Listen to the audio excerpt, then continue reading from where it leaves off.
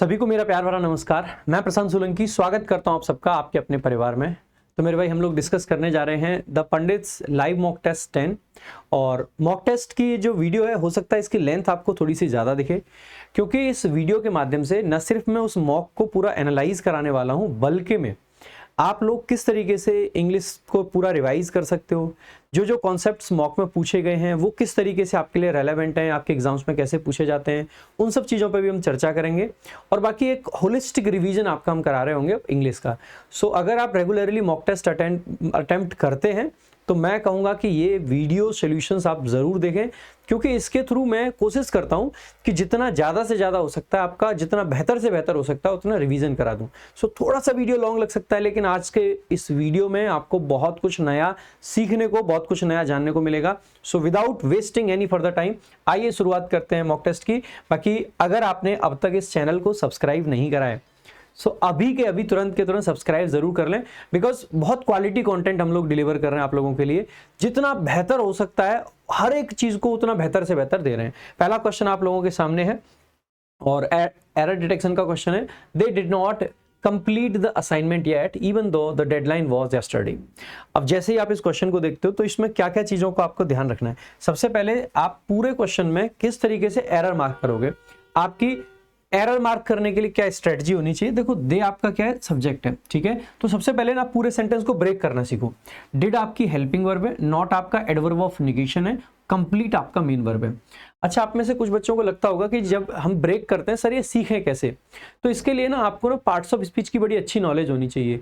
और parts of speech की knowledge आपको कहाँ मिलेगी, मैंने एक बेसिक्स ऑफ इंग्लिश की वीडियो पढ़ाई हुई है पूरी, आप वो वीडियो जरूर देखना। और लगभग 11 घंटे की वीडियो है, लेकिन ना अगर आप उस वीडियो को देख लेते हो तो पूरा का पूरा पैसेज भी आप ब्रेक कर सकते हो। पूरे के पूरे पैसेज के अंदर क्या सब्जेक्ट है, क्या वर्ब है, क्या ऑब्जेक्ट है, हर एक चीज समझ जाओगे। कहाँ पे पार्टिसिपल है, कहाँ पे जीरंड है, कहाँ पे वर्ब की आईएनजी फॉर्म आपका वर्ब का काम कर रही है। बहुत जो ऐसी चीजें हैं जहाँ पे लोग बहुत एडवांस्ड चीजों में जाके पढ़ाते हैं, वो चीजें भी आपको बेसिक्स के अंदर मिल जाएंगी। सो वो वीडियो एक बार जरूर देख लेना, आपको बहुत फायदा रहेगा, ठीक है। तो ये सब ब्रेक करना आप इजीली सीख जाओगे। सो दे आपका सब्जेक्ट बना, डिड आपकी हेल्पिंग वर्ब है, नॉट एडवर्ब ऑफ नेगेशन है और कंप्लीट आपकी मेन वर्ब है। यहां से आपको समझ आ गया कि डिड आ रखा है, यानी कि ये पास्ट की यहाँ पे बात कर रहा है, ठीक है मेरे भाई। किसकी बात कर रहा है, पास्ट की बात कर रहा है। डिड से आप अंदाजा लगा सकते हो। डिड के बाद में वर्ब की फर्स्ट फॉर्म आती है, इसका मतलब है ये तो सही है, ठीक है। कंप्लीट, कंप्लीट व्हाट, तो कंप्लीट का हमें क्या चाहिए, ऑब्जेक्ट चाहिए। सो असाइनमेंट, और क्योंकि किसी एक डेफिनेट असाइनमेंट की बात चल रही है तो इसके लिए आर्टिकल द आ गया, यानी कि ये भी ठीक है। लेकिन यहाँ पे आपका आ जाता है आगे येट। अब आपको येट के बारे में दो चार चीजें पता होनी चाहिए, ठीक है। सो जब हम बात करते हैं ना येट की, तो इसका जो मीनिंग है ना वो थोड़ा थोड़ा आप कह सकते हैं कि टिल नाउ जैसा इसका मीनिंग होता है। अब ये जो टिल है ये बेसिकली क्या देता है, ये डेडलाइन ऑफ टाइम है, ठीक है, डेडलाइन ऑफ टाइम है। और ये जो नाउ है ये ऑब्वियस सी बात है प्रेजेंट की बात कर रहा है। किसकी बात कर रहा है, प्रेजेंट की। अब जब भी हम डेडलाइन की बात करते हैं तो ऑब्वियस सी बात है कि हमें परफेक्ट टेंस का प्रयोग करना होता है। परफेक्ट टेंस का प्रयोग करना होता है जहां पे भी हमें डेडलाइन बतानी होगी। अब आपको पता होना चाहिए, जैसे डेडलाइन बताने के लिए या तो हम बाई का यूज करते हैं या टिल अंटिल का यूज करते हैं। बाई के साथ में सामान्यतः हम टाइम मेंशन कर देते हैं, तो इसीलिए हम कहते हैं कि बाई प्लस टाइम आता है तो सामान्यतः या तो पास्ट का टेंस आता है परफेक्ट वाला, या फ्यूचर का परफेक्ट टेंस आता है, ठीक है। लेकिन क्योंकि बाई के साथ में सामान्यतः जो टाइम होता है, टाइम अगर दे रहे हैं तो प्रेजेंट का तो सामान्यतः नहीं देंगे ना। टाइम देंगे तो या तो वो पास्ट का रहा होगा या वो फ्यूचर का रहा होगा। अगर प्रेजेंट का ही टाइम देना है तो सिंपल सा येट लगा दो, क्योंकि उसका अपने आप ही मतलब हो जाता है टिल नाउ। या फिर बाई नाउ लिख देते हैं जब प्रेजेंट परफेक्ट आता है। तो सामान्यतः आप देखोगे कि बाई प्लस टाइम एक्सप्रेशन होते हैं तो उनके साथ में हम क्या लगाते हैं, या तो फ्यूचर का परफेक्ट टेंस आता है या पास्ट का परफेक्ट टेंस।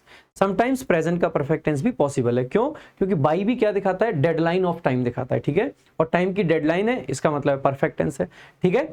तो ये बात ध्यान रखेंगे। इसीलिए आपने बार बार सुना होगा कि बाय द टाइम के साथ में बाय द टाइम आएगा तो आगे मेन क्लॉज में आपका परफेक्ट टेंस आएगा। बाय द टाइम के साथ में अगर V1 आ रखा है तो फ्यूचर परफेक्ट आता है, और बाय द टाइम के साथ में अगर V2 आ रखा है तो ऐसे केस में मेन क्लॉज में पास्ट का परफेक्ट आता है, ठीक है। तो ये चीज आपको पता होनी चाहिए। जैसे मैं एक एग्जांपल लिख देता हूं आपके सामने, जैसे मैंने लिखा by the time the sun rose they left the town. अब जैसे ही आप देखते हो ना, आपको लगेगा कि सर ये तो सही है, आगे भी पास्ट की बात है, पीछे भी पास्ट की बात है, लेकिन ध्यान रखना है कि बाई आ गया यानी कि टाइम की डेडलाइन है, टाइम की डेडलाइन है। तो ये टाइम की डेडलाइन क्या है, ये है bye the time the sun रोज, जब तक सूरज निकला, यानी कि टाइम की डेडलाइन है। तो मेन क्लोज में परफेक्ट टेंस आएगा, तो लेफ्ट की जगह पे आपको क्या लिखना पड़ेगा, हेड लेफ्ट लिखना पड़ेगा। और यहीं अगर बाय द टाइम के साथ में आपका कुछ और आ गया होता, लाइक बाय द टाइम के साथ ये आ जाता, by the time the sun rises. अब हमने किसकी बात कर दी है, राइजेज लिख दिया है। देखो टाइम की क्लॉज में जब प्रेजेंट लिखते हैं, टाइम की क्लॉज में प्रेजेंट लिखते हैं, तो ऑब्वियस सी बात है वो क्या रिप्रेजेंट करता है, फ्यूचर को दिखाता है। अगर ये फ्यूचर को दिखा रहा है तो आगे हमें कौन सा टेंस लिखना चाहिए, फ्यूचर का परफेक्ट। तो हमें लिखना चाहिए दे विल हैव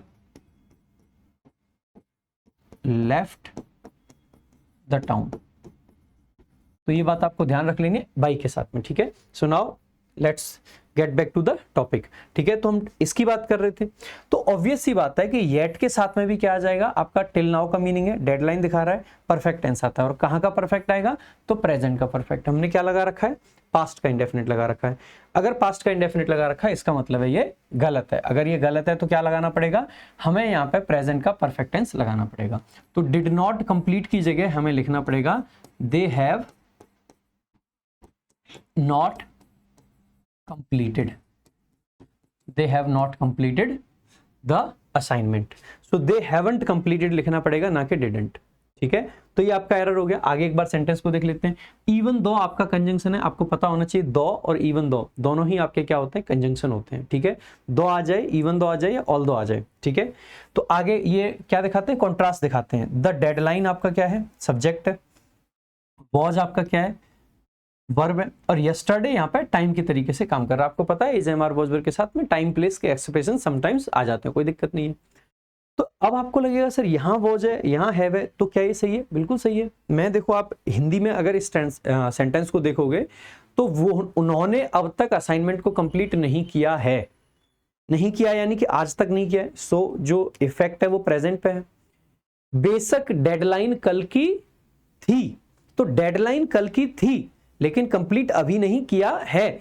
ना करना आज की बात है, लेकिन डेडलाइन कब की थी, कल की थी। तो ऐसा सिंपल है, जरूरी नहीं है कि आगे पास्ट है तो पीछे पास्ट हो सकता है आगे प्रेजेंट है तो पीछे पास्ट आ जाए, एंड समटाइम्स ये भी पॉसिबल है कि यहां पास्ट हो और इधर प्रेजेंट आ जाए। जस्ट आपको ना सेंस समझना है कि सेंटेंस कहना क्या चाहता है, ठीक है।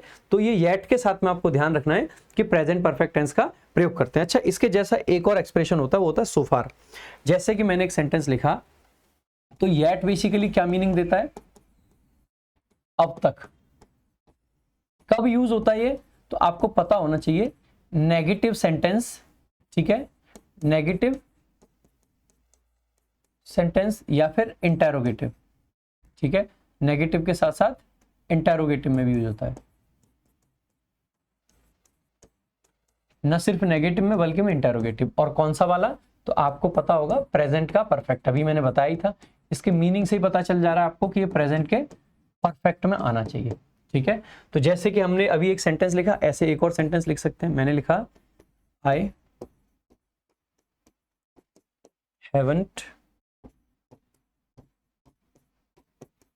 Haven't called her yet.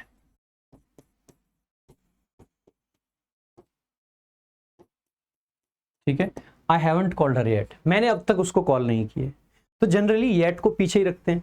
क्या येट को हमेशा पीछे रखा जाता है, क्या सिर्फ परफेक्ट में आता है? तो मैं आपको बता देता हूं, इसके कुछ और भी स्ट्रक्चर्स होते हैं।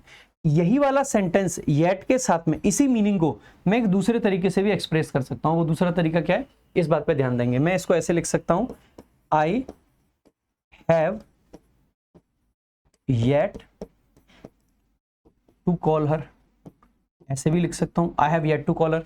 मैं उसको अभी कॉल करना बाकी है, मतलब मैं उसको कॉल करूंगा, ये बात बाकी है। So I have yet to call her. तो ये स्ट्रक्चर भी लिख सकते हैं। समटाइम्स यहाँ पे ये जो हैव या हैज हमने लिखा है, इसकी जगह पे हम इज एम आर भी लिख सकते हैं। तो इसी सेंटेंस को ऐसे भी लिखा जा सकता है, I am yet to call her. उसको कॉल करना बाकी है। तो ये दोनों सेंटेंसेस, ये तीनों ही सेंटेंसेस जो हैं, ये सेम मीनिंग देते हैं। इन तीनों का ही सेम मीनिंग है। ऊपर वाला बस ये कहना चाह रहा है कि अब तक मैंने उसे कॉल नहीं किए, और नीचे वाले का सेंस थोड़ा सा ये है कि उसको कॉल करना बाकी है, लेकिन बात तो एक ही है, सेंस सेम आता है आपका। तो येट के साथ में ये तीनों स्ट्रक्चर्स आपको पता होने चाहिए, पहली चीज, ठीक है। दूसरा, सामान्यतः अगर आपको येट चाहिए भी तो कई बार येट को हम यहां पे भी लगा सकते हैं, I haven't yet called her. तो येट को कई बार हेल्पिंग वर्ब और मेन वर्ब के बीच में लगाना भी पॉसिबल है। इसके अलावा येट का कंपैरिजन होता है दो और एडवर्ब के साथ में। जैसे मान लीजिए ये अब तक का सेंस हमें चाहिए, लेकिन सेंटेंस ना तो हमारा इंटरोगेटिव हो और ना ही आपका नेगेटिव हो। जैसे कि मैंने लिखा आई हैव बॉट 2 cars येट। अब आप पाओगे कि अगर मीनिंग के हिसाब से देखो, येट का मीनिंग मैंने बताया था अब तक, so I have bought 2 cars yet. तो आई सब्जेक्ट है, हैव हेल्पिंग वर्ब है, बॉट मेन वर्ब है, 2 cars ऑब्जेक्ट है और येट आपका एडवर्ब आ गया। तो आप देखोगे मैंने अब तक 2 कार खरीद लिए, तो सेंस तो अब तक का है, तो येट सही लगेगा। लेकिन येट के बारे में मैंने क्या बताया था कि भाई येट तो सिर्फ और सिर्फ नेगेटिव या इंटरोगेटिव में आता है, ना तो ये नेगेटिव है ना इंटरोगेटिव है। ऐसे केस में येट की जगह पे इसका एक ऑल्टरनेटिव हमारे पास होता है जिसको हम बोलते हैं सो फार। सो फार का प्रयोग हम लोग पॉजिटिव सेंटेंसेस में भी कर सकते हैं। तो आई हैव बॉट 2 cars सो फार, सो फार यानी कि अब तक। तो सो फार का प्रयोग, सो फार का मीनिंग भी क्या होता है जो येट का था, यानी कि अब तक। लेकिन ये ऑल काइंड्स ऑफ सेंटेंस में आ सकता है, ठीक है, ऑल काइंड्स ऑफ सेंटेंसेस, हर प्रकार के सेंटेंस में आ सकता है, ठीक है। तो एक तो सोफार। अच्छा, सोफार क्या सिर्फ पीछे यूज होता है? नहीं, समटाइम्स सोफार को हम स्टार्टिंग में भी यूज कर सकते हैं। इसी सेंटेंस को मैं ऐसे भी लिख सकता हूं, सो फार आई हैव बॉट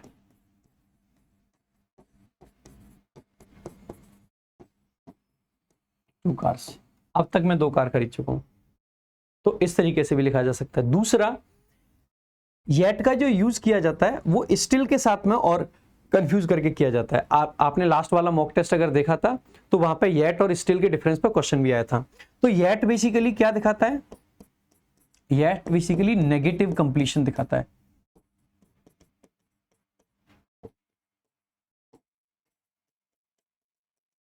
ठीक है। लेकिन स्टिल आपका क्या दिखाता है? स्टिल आपका ना ऐसी सिचुएशन को एक्सप्रेस करता है जहां पे सिचुएशन अनचेंज्ड हो, ठीक है, यानी कि एक तरीके से देखें तो कॉन्टिन्यूटी को दिखाता है, ठीक है। तो आप कह सकते हो कि ये अनचेंज्ड सिचुएशन को दिखाता है, अनचेंज्ड सिचुएशन, ठीक है। सो कॉन्टिन्यूटी बोलो या अनचेंज्ड सिचुएशन बोलो, उसको दिखाता है स्टिल जो है। स्टिल के साथ में काफी सारे बच्चों को लगता है कि इसको सिर्फ और सिर्फ किस में यूज कर सकते हैं? कॉन्टिन्यूअस टेंस में। क्या ऐसा है? देखो, जनरली कॉन्टिन्यूअस टेंस में आता है, लेकिन इसको इंडेफिनिट टेंस में भी यूज किया जाना पॉसिबल है। जैसे मैं कह सकता हूं I am still living in the same house, मैं अभी उसी घर में रह रहा हूं, ठीक है। I am still using the same car. लेकिन स्टिल को सामान्यतः परफेक्ट टेंस में यूज नहीं कर सकते, इंडेफिनिट आ सकता है। जैसे मैं कह सकता हूं आई स्टिल लव हर, मैं अभी भी उससे प्यार करता हूं। I still use the same pen. So indefinite और कॉन्टिन्यूअस पॉसिबल है स्टिल के साथ में, और येट के साथ में सामान्यतः परफेक्ट टेंस आता है। येट के साथ और क्या स्ट्रक्चर्स हो सकते थे वो मैंने आपको बता दिया, ठीक है। तो ये सारी चीजें आपको पता होनी चाहिए। बाकी ये आपका सब ठीक था। कौन से पार्ट में एरर हो जाएगा? ए पार्ट में एरर है। Now let's move to the second question. देखो, काफी सारे मैंने चीजें रिवाइज कराई आपको। बाय द टाइम के बारे में हमने डिस्कस कर लिया, इसके अलावा हमने येट के बारे में, सो फार के बारे में, स्टिल के बारे में, तो काफी सारे पॉइंट्स हम लोगों ने डिस्कस करे, ठीक है। आ जाओ। She remained a dash all her life, ये तो बहुत सिंपल है, ठीक है। जो एक अनमैरिड महिला होती है ना, जो अनमैरिड रहती है, तो उसको बेसिकली क्या बोलते हैं? स्पिंस्टर बोलते हैं उसको, ठीक है। सो स्पिंस्टर आपका करेक्ट आंसर हो जाएगा। रिमेन्ड अ सिंगल नहीं लिख सकते हैं क्योंकि सिंगल एडजेक्टिव है, ठीक है। अनमैरिड भी आपका बेसिकली क्या है? एडजेक्टिव है। और बैचलर को पुरुषों के लिए यूज करते हैं, ठीक है। तो ये दोनों तो एडजेक्टिव थे, आर्टिकल के साथ नहीं आएंगे। सो स्पिंस्टर और बैचलर ये दोनों होते हैं। बैचलर बेसिकली जो अनमैरिड लड़के होते हैं उनके लिए आता है, और स्पिंस्टर बेसिकली जो अनमैरिड लड़कियां होती हैं उनके लिए आता है, ठीक है। तो ये आपको पता होना चाहिए। नेक्स्ट देखते हैं। तो यहाँ पे दे रखा है अविवाहित पुरुष, a man who is unmarried. Unmarried तो अविवाहित है, नॉट मैरिड, लेकिन ये एडजेक्टिव होता है। सिंगल अकेला होता है, नॉट इन अ रिलेशनशिप और मैरिज, ठीक है। और स्पिंस्टर बेसिकली अविवाहित महिला, a women who is unmarried, typically an older women who has never married, ठीक है, उसको ये बोल देते हैं। अच्छा ध्यान देंगे, स्पिंस्टर उसके लिए जनरली यूज नहीं करते हैं जो कि महिला का डाइवोर्स हो रखा हो, ठीक है, या फिर उसको बेसिकली हस्बैंड की डेथ वगैरह हो गई हो, ठीक है। एक इसमें और वो आता है ग्रास विडो करके आता है, जिसका हस्बैंड ना दूर रहता है, उसको ग्रास विडो बोल देते हैं, ठीक है, ध्यान देंगे इसका भी। बाकी तो विडो बोल देते हैं और डाइवोर्सी बोल देते हैं, जो डाइवोर्स करके आए होते हैं उनको, ठीक है। आगे देख देते हैं, डाइवोर्स्ड या कुछ भी बोल सकते हैं। He is equally as tall as his brother but they both tower over their classmates. अब देखो, जैसे आप देखते हैं ना, ये जो एज, एडजेक्टिव एज, ये जो स्ट्रक्चर होता है इसको सिमिली बोलते हैं, और सिमिली बोलते हैं इसका मतलब है ये दो चीजों को सिमिलर बताने के लिए आता है। जब हमें ये बताना हो कि दो चीजें सिमिलर हैं या दो चीजें सिमिलर नहीं हैं, तो ऐसे केस में सिमिली का प्रयोग करते हैं, ठीक है। सो सिमिली, ठीक है, सिमिली क्यों यूज किया जाता है, किस लिए यूज किया जाता है, टू या to express whether two things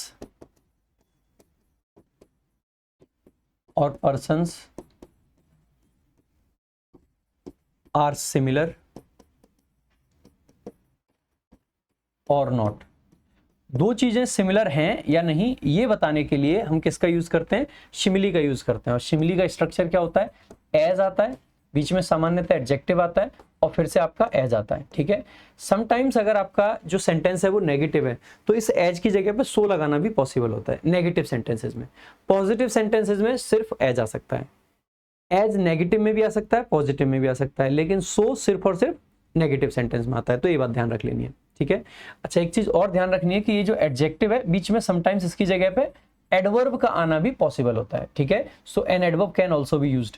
adjective आए चाहे एडवर्ब आए, उसके लिए सिर्फ और सिर्फ हमें क्या यूज करना पड़ेगा, we need to use positive degree of adjective, ठीक है। ओनली पॉजिटिव डिग्री का हम यूज कर सकते हैं, हम कंपैरेटिव या सुपरलेटिव का यूज यहाँ पे नहीं कर सकते हैं, ठीक है। तो ये बात हो गई सिमिली की। अब देखो सिमिली क्या बता रहा है कि ये दोनों सिमिलर है। अगर दोनों को सिमिलर बताने के लिए हमने एक सिमिली का यूज कर लिया तो क्या इक्वली लिखने की जरूरत रही? भाई इक्वली भी हम किस लिए यूज कर रहे हैं, दो चीजों को बराबर बताने के लिए, और हम पहले ही कह चुके हैं कि वो बराबर है क्योंकि हमने सिमिली यूज कर रखा है। इसका मतलब है कि यहाँ पे ये जो इक्वली लिखा गया है ये रिडंडेंट है, ये एक्स्ट्रा है। अगर ये एक्स्ट्रा है तो इसको हटाना पड़ेगा। तो इस सेंटेंस को जैसे देखेंगे तो ही सब्जेक्ट है, इज आपकी वर्ब है, ये सिमिली आ जाती है एज टॉल एज। देखो ये इज वर्ब है इसीलिए यहाँ पे टॉल है, लेकिन अगर इज की जगह पे कोई एक्शन वर्ब होती, ये तो स्टेटिव वर्ब होती है, is am are was verb है ना, स्टेट्स को दिखाती है। एक्शन वर्ब होती तो यहाँ पे एडजेक्टिव की जगह पे क्या आता, एडवर्ब आता। जैसे मैं एक सेंटेंस लिखता हूं, मैंने लिखा Radhika writes as beautiful as Kavita does. जितना सुंदर कविता लिखती है राधिका भी उतना ही सुंदर लिखती है। अब जैसे ही देखा यहाँ पे वर्ब कैसी है, राइट वर्ब है। अगर बेटा जी ये राइट वर्ब है तो ये तो एक्शन वर्ब है। सो यू राइट ब्यूटीफुल और यू राइट ब्यूटीफुली। आप कहोगे सर आई राइट ब्यूटीफुली, ठीक है। सो ब्यूटीफुली राइट के लिए हाउ का रिप्लाई चाहिए हम लोगों को, और हाउ का रिप्लाई बेसिकली क्या होता है, एडवर्ब ऑफ मैनर होता है, इसीलिए ब्यूटीफुली लिखा जाएगा ना कि ब्यूटीफुल, ठीक है। तो क्या लिखा जाएगा, ब्यूटीफुली। तो यहां पे आपने देखा इज है तो ही इज टॉल या ही इज कुछ और एडवर्ब लिखोगे, आप कहोगे नहीं सर एडजेक्टिव लिखेंगे तो टॉल तो ठीक है, तो एज टॉल एज एकदम सही है, तो हमें क्या हटाना पड़ेगा, इक्वली को हटाना पड़ेगा। किसके बराबर है, हिज ब्रदर, उसके भाई के। बट आ गया कंजंक्शन, दे आ गया सब्जेक्ट, ये आ गया बोथ। ध्यान देंगे बोथ हो गया, ऑल हो गया और हाफ हो गया। ये तीन ऐसे डिटरमिनर हैं जो प्रोनाउन के इमीडिएट बाद में यूज करे जा सकते हैं। तो देखो बोथ के जस्ट बाद में हमने यूज कर लिया, कोई दिक्कत नहीं है। सामान्यतः डिटरमिनर्स को हम नाउन के लिए लगाते हैं, लेकिन ये तीन डिटरमिनर ऐसे हैं, बोथ हो गया, ऑल हो गया और ईच हो गया, नॉट हाफ, ईच, ठीक है। Both, all, each, both, all, each, ये तीनों ऐसे हैं जिसको प्रोनाउन के इमीडिएट बाद में हम यूज कर सकते हैं, ठीक है। तो बाकियों को नहीं यूज कर पाते, इनको कर सकते हैं। हम दे ईच कह सकते हैं, हम यू ईच कह सकते हैं, ठीक है। हम वी ईच कह सकते हैं, हम वी ऑल कह सकते हैं, हम यू ऑल कह सकते हैं, ठीक है। ऑब्जेक्ट प्रोनाउन के बाद में भी हम लगा सकते हैं इनको, ठीक है। लाइक मैं कह सकता हूं कि लव यू ऑल, तो यू ऑल, ठीक है। लव यू ईच, ये भी कह सकते हैं, ठीक है। जनरली ईच पे हम सेंटेंस को एंड नहीं करते, ये भी ध्यान रखना चाहिए हमें, लेकिन ठीक है, उसको ऑब्जेक्ट के बाद में लिख सकते हैं, ये पॉइंट आपको पता होना चाहिए, ठीक है। तो यहाँ पे हम देख लेते हैं एक बार, इंप्रूवमेंट का क्वेश्चन था, यहाँ पे तो इक्वली लगा रखा है, यहाँ पे तो और गलत कर दिया, एज के बीच में कंपैरेटिव डिग्री लगा दी, विच इज नॉट एक्सेप्टेबल, ठीक है, तो ये तो गलत हो जाएगा। इक्वली टॉलेस्ट कर दिया और फिर आगे एज लगा दिया, तो ये वैसे ही गलत हो जाएगा। आगे एज आ गया, टॉल आ गया, इक्वली भी हटा दिया, तो ये आपका करेक्ट आंसर हो जाएगा, ठीक है। तो ये सुपरफ्लुअस के पॉइंट में हम लोग पढ़ रहे होते हैं, तो सुपरफ्लुअस बन जाता है अगर हम इस तरीके से यूज करते हैं, ठीक है। तो एक बार देख लेते हैं कुछ सुपरफ्लुअस एक्सप्रेशंस आपके जो कि अक्सर करके आते हैं। तो सम फ्रीक्वेंटली यूज्ड रॉन्ग और सुपरफ्लुअस एक्सप्रेशंस, एक तो अक्सर करके ना हम कावर्ड पर्सन कह देते हैं। अब आपको ये बात समझ में आनी चाहिए कि ये जो कावर्ड शब्द है ना, अब आपको पता होना चाहिए कावर्ड का मतलब होता है डरपोक, और कावर्ड अपने आप में क्या है, नाउन है। मेरे भाई एक बात बताओ, अगर एक नाउन आपने पहले से लगा रखा है तो क्या इसके पीछे एक और नाउन लगाओगे? The answer is no. Coward अपने आप में नाउन है, इसीलिए इस कावर्ड के साथ एक और नाउन को लगाना वो अपने आप में क्या हो जाएगा, ग्रामेटिकली गलत हो जाएगा। इसीलिए कावर्ड के साथ में पर्सन हम नहीं लिखते, सिंपल हमें लिख देना चाहिए अ कावर्ड। हालांकि अगर कावर्ड की जगह पे क्या आ जाए, कावर्डली आ जाए, तो ऐसे केस में हम नाउन का प्रयोग कर सकते हैं, कोई दिक्कत नहीं है। ही is a cowardly person, that's correct. क्यों? क्योंकि कावर्डली इज एन एडजेक्टिव, ये एडजेक्टिव है तो इसके साथ में नाउन आ सकता है। Similar is the case with माइजर, माइजर भी क्या होता है, नाउन होता है, ठीक है। तो जैसे कावर्ड है वैसे ही आपको क्या ध्यान रखना है, माइजर हो गया, ठीक है। ऐसे ही आपका जो कजन शब्द होता है, ये कजन क्या है, अपने आप में नाउन है। अगर ये पहले से नाउन है तो क्या इसके साथ में ब्रदर और सिस्टर एक और नाउन की जरूरत पड़ेगी? The answer is no. इसके साथ में ब्रदर या सिस्टर की जरूरत हमें नहीं पड़ेगी, क्योंकि ये तो पहले से नाउन है।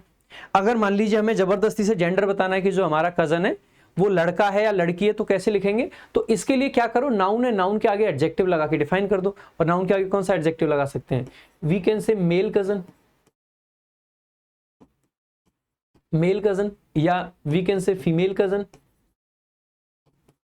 सो मेल कजन, फीमेल कजन लिखना इज पॉसिबल, ठीक है, लेकिन इसके साथ में ब्रदर सिस्टर नहीं लिखेंगे। वाई? क्योंकि ये अपने आप में क्या है, नाउन है। ऐसे और कौन से वर्ड्स हो सकते हैं?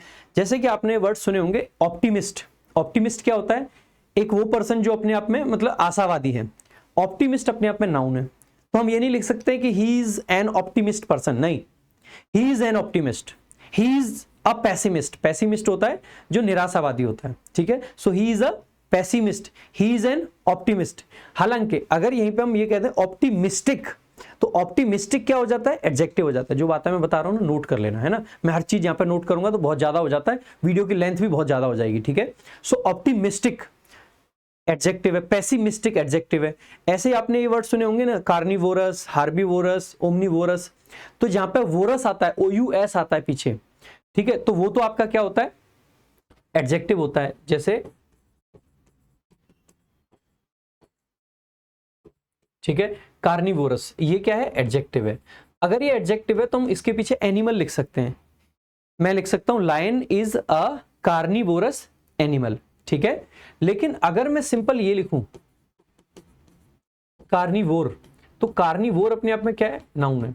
तो कार्निवोर लिखूंगा तो इसके पीछे एनिमल नहीं लिख पाएंगे। हम ये नहीं लिख सकते हैं कि line is a carnivore animal, गलत हो जाएगा। सिंपल लिख दो line is a carnivore, line is a carnivorous animal, ठीक है, लेकिन line is a carnivore.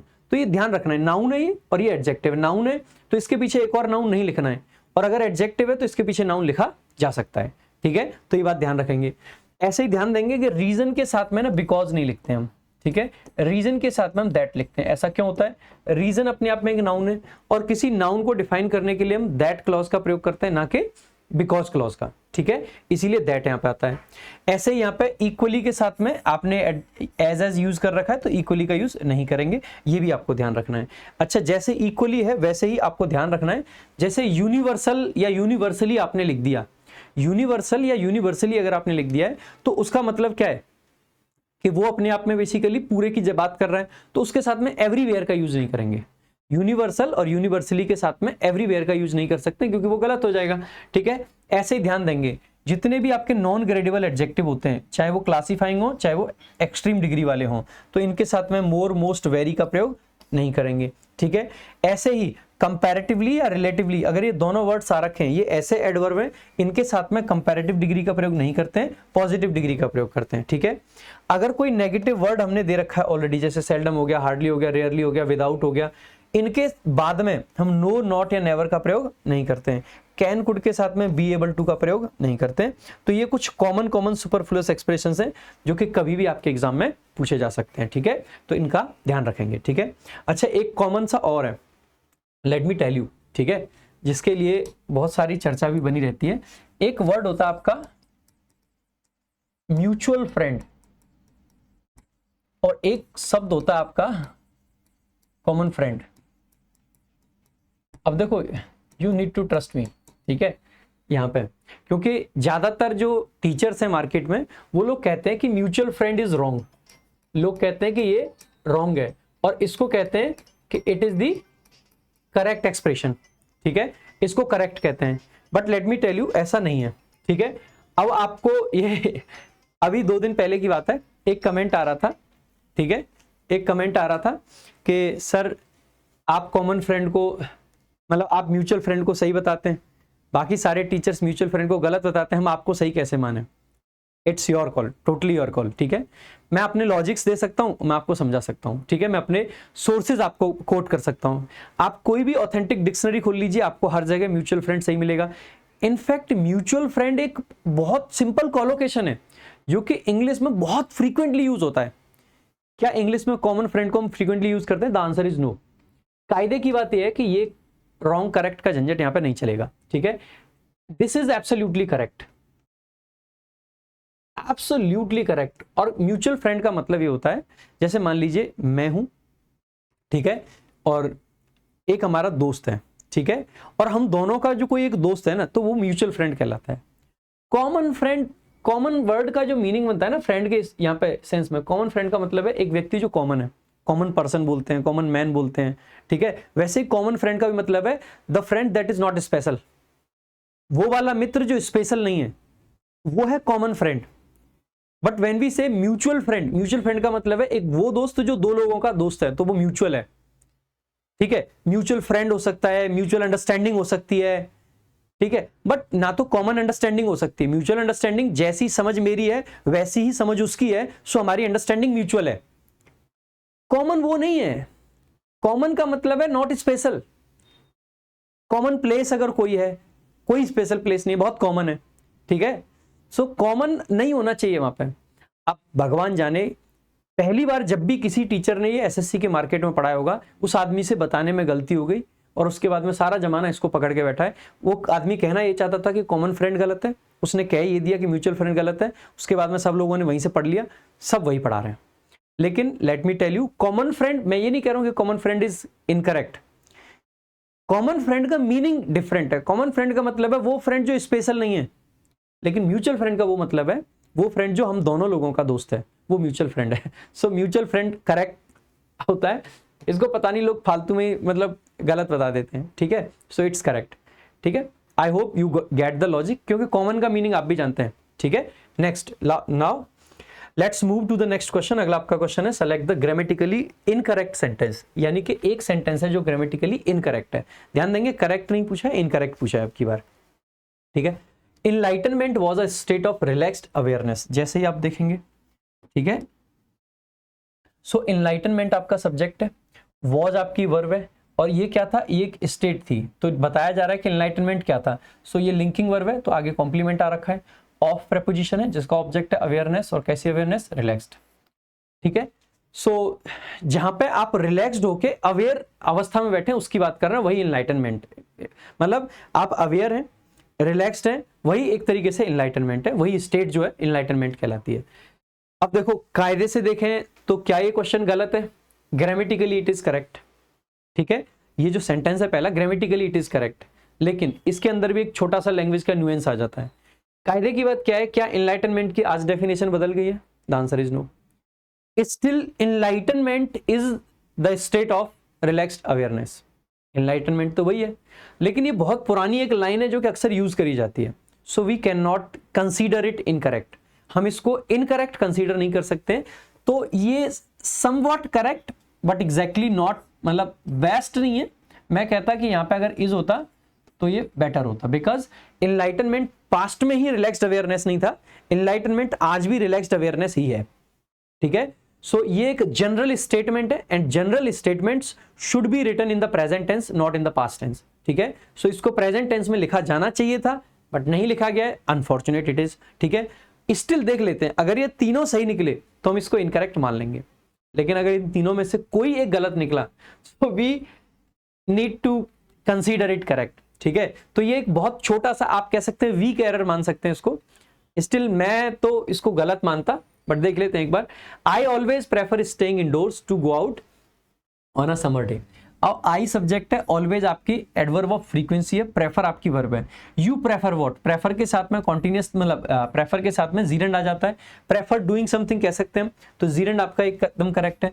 Staying where, staying endorse, ध्यान रखना भाई, अगर हमने इंडोर लिखा होता है, इंडोर या आउटडोर, अगर हमने ये लिखा होता है सो ये आपका एडजेक्टिव होता है, एंड अगर इसी को हम इंडोर्स एंड आउटडोर्स लिख देते हैं सो ये आपका एडवर्ब बन जाता है, ठीक है। सो ये थोड़ा सा लैंग्वेज का है, यहाँ पे स्टे वेयर, कहाँ रहने की बात कर रहे हैं, वेयर का रिप्लाई क्या होता है, एडवर्ब होता है, एडवर्ब होता है तो इंडोर्स आपका सही है। लेकिन अगर मैं ऐसे लिखूं I like to play indoor games, games noun है, कौन से गेम्स, इंडोर, तो एडजेक्टिव की जरूरत है तो इंडोर आपका एडजेक्टिव आ गया, ठीक है। अब प्रेफर के साथ में फिक्स्ड प्रेपोजिशन आपकी प्रेफर हो, प्रेफरेबल हो, टू आता है तो ये प्रेपोजिशन आ गया। अब इसके पहले हम कंपैरिजन किससे कर रहे हैं, स्टेइंग यानी कि आईएनजी फॉर्म से कर रहे हैं, तो दूसरा भी किस में आना चाहिए, आईएनजी में आना चाहिए, तो गो आउट नहीं होना चाहिए, गोइंग आउट होना चाहिए। सो कंपैरिजन के केस में खास करके अगर प्रेफर आ रखा है तो आईएनजी आएगा, क्योंकि two is a preposition, preposition है तो वर्ब की आईएनजी फॉर्म का इसके साथ में प्रयोग किया जाएगा। क्या यहाँ पे टू को हम कंजंक्शन बोल देंगे, द आंसर इज नो, ठीक है, ये प्रेपोजिशन होता है, ठीक है। हालांकि समटाइम्स हम पैरेललिज्म को मेंटेन करने के चक्कर में अगर यहाँ पे V1 होता है तो यहाँ पे V1 लगा देते हैं, लेकिन वहां पे V1 पॉसिबल भी नहीं है, बिकॉज प्रेफर के साथ में हम जीरेंड लगाते हैं, ठीक है। तो आगे देखेंगे, गो आउट, आउट आपका एडवर्ब है यहाँ पे, ठीक है, और कहाँ जाते हैं तो ऑन प्रेपोजिशन है जिसका ऑब्जेक्ट है अ समर डे। आप में से कुछ बच्चों को लगेगा सर आउट तो प्रेपोजिशन होना चाहिए ना कि एडवर्ब, बेटा प्रेपोजिशन तब होता है जब उसके लिए ऑब्जेक्ट आया हुआ हो, अगर ऑब्जेक्ट नहीं आ रखा है तो उसको एडवर्ब कहते हैं। जैसे मैंने कहा you can come in, you can come in का मतलब हो जाएगा मेरे भाई इन, यहाँ पे एडवर्ब है बिकॉज इनका कोई भी ऑब्जेक्ट नहीं है। प्रेपोजिशन में और एडवर्ब में यही मेजर डिफरेंस है, अगर ऑब्जेक्ट सामने दिया होता है, ठीक है, तो हम बेसिकली उसको प्रेपोजिशन मानते हैं, अगर ऑब्जेक्ट नहीं है तो एडवर्ब मानते हैं। अगर आगे सब्जेक्ट और वर्ब है तो वही कंजंक्शन होता है, ठीक है। लाइक मैंने कहा यू कैन गो अप, ठीक है, या मैं कह सकता हूं ही वेंट अप, तो अप यहाँ पे एडवर्ब है क्योंकि अप के आगे कुछ नहीं है। लेकिन अगर मैं ऐसे कहूं कि ही वेंट अप द हिल, तो अप का ऑब्जेक्ट आ गया द हिल, तो अप यहाँ पे प्रेपोजिशन बन जाएगा, ठीक है। I hope you got my point, ठीक है। तो आप कह दोगे सर ये तो पक्का इनकरेक्ट है, तो इसका मतलब है ये ऊपर वाला तो we need to consider it correct है ना। आई सब्जेक्ट है, एम आपकी हेल्पिंग वर्ब है, लुकिंग आपकी मेन वर्ब है, फॉरवर्ड एक एडजेक्टिव का काम करता है यहाँ पे, I am looking forward to, look forward to doing something, ठीक है। तो ये कुछ आपके फ्रेजेस होते हैं, जैसे लुक फॉरवर्ड टू हो गया, डिवोटेड टू हो गया, कस्टम टू हो गया, ठीक है, प्रोन टू हो गया, इंक्लाइन टू हो गया, ठीक है, और मतलब जिनके साथ में ईएनजी मतलब sorry ING form not ENG ING form का प्रयोग किया जाता है, ठीक है। और किस चीज के लिए, टू मीटिंग, तो मीटिंग आपका टू प्रेपोजिशन है, मीटिंग आपका क्या है ऑब्जेक्ट है, जीरेंड है, और यू आपका इसका ऑब्जेक्ट हो जाएगा फर्दर मीटिंग का। तो आप कहोगे ये सेंटेंस तो एकदम करेक्ट है।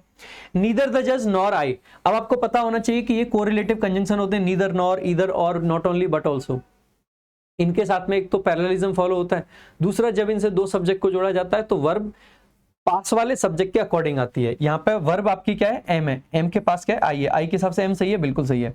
एम आपकी वर्ब हो गई तो इसके साथ में रेडी एडजेक्टिव हो गया। किस चीज के लिए रेडी है, रेडी होने का पर्पस क्या है, पर्पस बताने के लिए टू प्लस V1 का प्रयोग किया जाता है, इन्फिनेटिव का प्रयोग किया जाता है। तो टू अनाउंस, क्या अनाउंस करना है, अनाउंस व्हाट, अनाउंस बेसिकली ये वाली बात करनी है। तो ये पूरी जो क्लॉज है ये इस अनाउंस का ऑब्जेक्ट है, who the winner is, who the winner is, जहां पे हु आपका कंजंक्शन है, द विनर सब्जेक्ट और इज आपकी वर्ब है, ठीक है। तो ये पूरी की पूरी जो है ना ये क्लॉज है, ध्यान देंगे, और ये बेसिकली अनाउंस वर्ब का क्या है, ऑब्जेक्ट है, इसीलिए हु यहाँ पे कंजंक्शन है, द विनर सब्जेक्ट है और इज आपकी बाद में आई है। अगर ये पूरा का पूरा इसको रिलेटिव प्रोनाउन आप मान के चलते, मान लेते कि हु रिलेटिव प्रोनाउन है, तो हु अगर रिलेटिव प्रोनाउन होता तो इसके बाद में वर्ब आती तो इज को यहाँ पे आगे यूज करते, बट ये रिलेटिव प्रोनाउन नहीं है, ये पूरी क्लॉज है और इट्स अ कंजंक्शन, ये प्योरली एक कंजंक्शन है ना कि रिलेटिव प्रोनाउन। तो ध्यान देंगे इस बात का विशेष, क्योंकि रिलेटिव प्रोनाउन होता तो हु के बाद में वर्ब आती, और अगर ये रिलेटिव प्रोनाउन होता तो इसका एंटीसीडेंट यहाँ पे आया होता, लेकिन एंटीसीडेंट नहीं है, तो ये कंजंक्शन है, ये सब्जेक्ट है, ठीक है, ये सब्जेक्ट है और ये इज आपकी वर्ब है, ठीक है। I hope you got the point. बाकी सब सही है, अगर सब कुछ सही है तो इसका मतलब है जो बी ऑप्शन है ये हमारा करेक्ट आंसर होगा, ठीक है। शो करेक्ट आंसर कौन सा है, बी ऑप्शन। स्टिल मैं कहूंगा कि ऊपर वाले सेंटेंस में इज आता तो वो बेटर होता। नेक्स्ट देखेंगे आगे, identify the word that is correctly spelled. So hypocrisy की बात करी गई है। सो पहले तो एच आई नहीं होता है, और इसमें ना तो ई आता है ना कुछ और आता है, ठीक है, तो आई आता है यहाँ पे, तो ई नहीं आएगा, ई नहीं आएगा। सो हिपोक्रेसी आपका ऑप्शन जो ए है वो करेक्ट आंसर हो जाएगा, ठीक है, हिपोक्रेसी। आगे देखेंगे, it is our duty to get on the truth. देखो, इट इज आवर ड्यूटी, देखो सबसे पहले आपके ये फ्रेजल वर्ब लगा रखे हैं, इट सब्जेक्ट है, इज आपकी वर्ब है, आवर ड्यूटी आपका कॉम्प्लीमेंट है। क्या ड्यूटी है, ड्यूटी का पर्पस क्या है एक तरीके से, तो आगे इन्फिनिटिव हमें लगाना है, तो 2 + V1 आएगा, और क्योंकि फ्रेजल वर्ब का क्वेश्चन है तो पूरी फ्रेजल वर्ब बनेगी, इसका ऑब्जेक्ट बन जाएगा द ट्रूथ। अब देखो आपको पता होना चाहिए सबसे पहले गेट ऑन का मतलब क्या होता है। गेट ऑन का मतलब होता है मेरे भाई, एक तो बस वगैरह पर चढ़ने के लिए लगाते हैं, गेट ऑन द बस, ठीक है, बोर्ड करने के लिए जनरली यूज करते हैं उसको, चढ़ने के लिए कहीं पे भी, ठीक है। गेट इनटू का क्या मतलब होता है, जब गाड़ी वगैरह में चढ़ते हैं, लाइक बंद जो इनक्लोज स्पेस में, जैसे गेट इनटू द कार, ठीक है, तो गेट इनटू अंदर आने के लिए होता है, गेट ऑन टू किसी चीज पे चढ़ने के लिए होता है। गेट एट का मतलब बेसिकली क्या होता है, टू फाइंड आउट, ठीक है, कुछ खोजने के लिए होता है। और गेट टू का मतलब होता है पहुंचने के लिए, गेट टू समबडी और समथिंग का मतलब होता है कहीं तक पहुंचना, रीच के लिए आता है ये। अब आप एक बात बताइए, सच तक आप पहुंचते हो या सच को खोजते हो? जनरली हम सच को खोजते हैं। जब हम किसी फिजिकल वस्तु के पास पहुंचते हैं, व्यक्ति के पास पहुंचते हैं, so we get to somewhere, ठीक है। तो ये जनरली प्लेस के कॉन्टेक्स्ट में आता है, तो ये नहीं होगा। गेट इनटू तो घुसने के लिए आ रहा है, तो गेट एट आपका करेक्ट आंसर हो जाएगा, जिसका मतलब होता है आपका फाइंड आउट करना। एक बार सारे फ्रेजल वर्ब्स के मीनिंग देख लेते हैं। गेट ऑन का टू बोर्ड अ व्हीकल, किसी व्हीकल पे चढ़ना, खास करके ओपन व्हीकल जो होते हैं, या फिर ऐसे व्हीकल्स जिनमें चलना फिरना पॉसिबल होता है, जैसे gate on the bus, gate on the train, gate on the metro, ठीक है। तो ऐसे व्हीकल्स जिनमें चलना फिरना पॉसिबल है। लेकिन ऐसे व्हीकल्स जिनमें चलना फिरना पॉसिबल नहीं होता, लाइक कार हो गया, टैक्सी हो गया, कैब हो गया, उनके केस में बेसिकली हम क्या लगाते हैं, गेट इनटू लगाते हैं, ठीक है। ऐसे ही उतरने के लिए गेट ऑफ लगाते हैं उन व्हीकल से जहां पे गेट ऑन आ रहा था, get off the bus, get off the train, get off the metro, ठीक है। लेकिन जिनसे बेसिकली इनटू लगा रहे थे वहां पे आउट ऑफ आता है, get out of the car, get out of the taxi, ठीक है। इसके अलावा टू मेक प्रोग्रेस, इसका ये भी सेंस बनता है सक्सीड करने के सेंस में, ठीक है। इसके अलावा यूज टू टॉक और ask about how well somebody is doing, ठीक है। तो इन अ पर्टिकुलर सिचुएशन किसी का कैसे चल रहा है, गेटिंग ऑन वेल हम अक्सर करके बोल देते हैं, he is getting on well, यानी कि अच्छा जा रहा है उसका, ठीक है। गेट एट का मतलब क्या होता है, to reach somebody something, to gain access to somebody और समथिंग, तो किसी तक पहुंचना या किसी के लिए एक्सेस गेन करना, पहुंच अपनी बनाना। और इसका दूसरा मीनिंग बन जाता है टू लर्न और फाइंड आउट समथिंग, किसी चीज को लर्न करना या फाइंड आउट करना, ठीक है। गेट इनटू का मतलब क्या है, to arrive at a place या फिर टू विन एन इलेक्शन, ठीक है, ये इसके मीनिंग बन जाते हैं, चुनाव जीतने के लिए आ जाता है। इसके अलावा गेट अक्रॉस, गेट के ही कुछ और फ्रेजल वर्ब है। गेट अक्रॉस का मतलब होता है टू बी कम्युनिकेटेड और understood, to succeed in communicating something.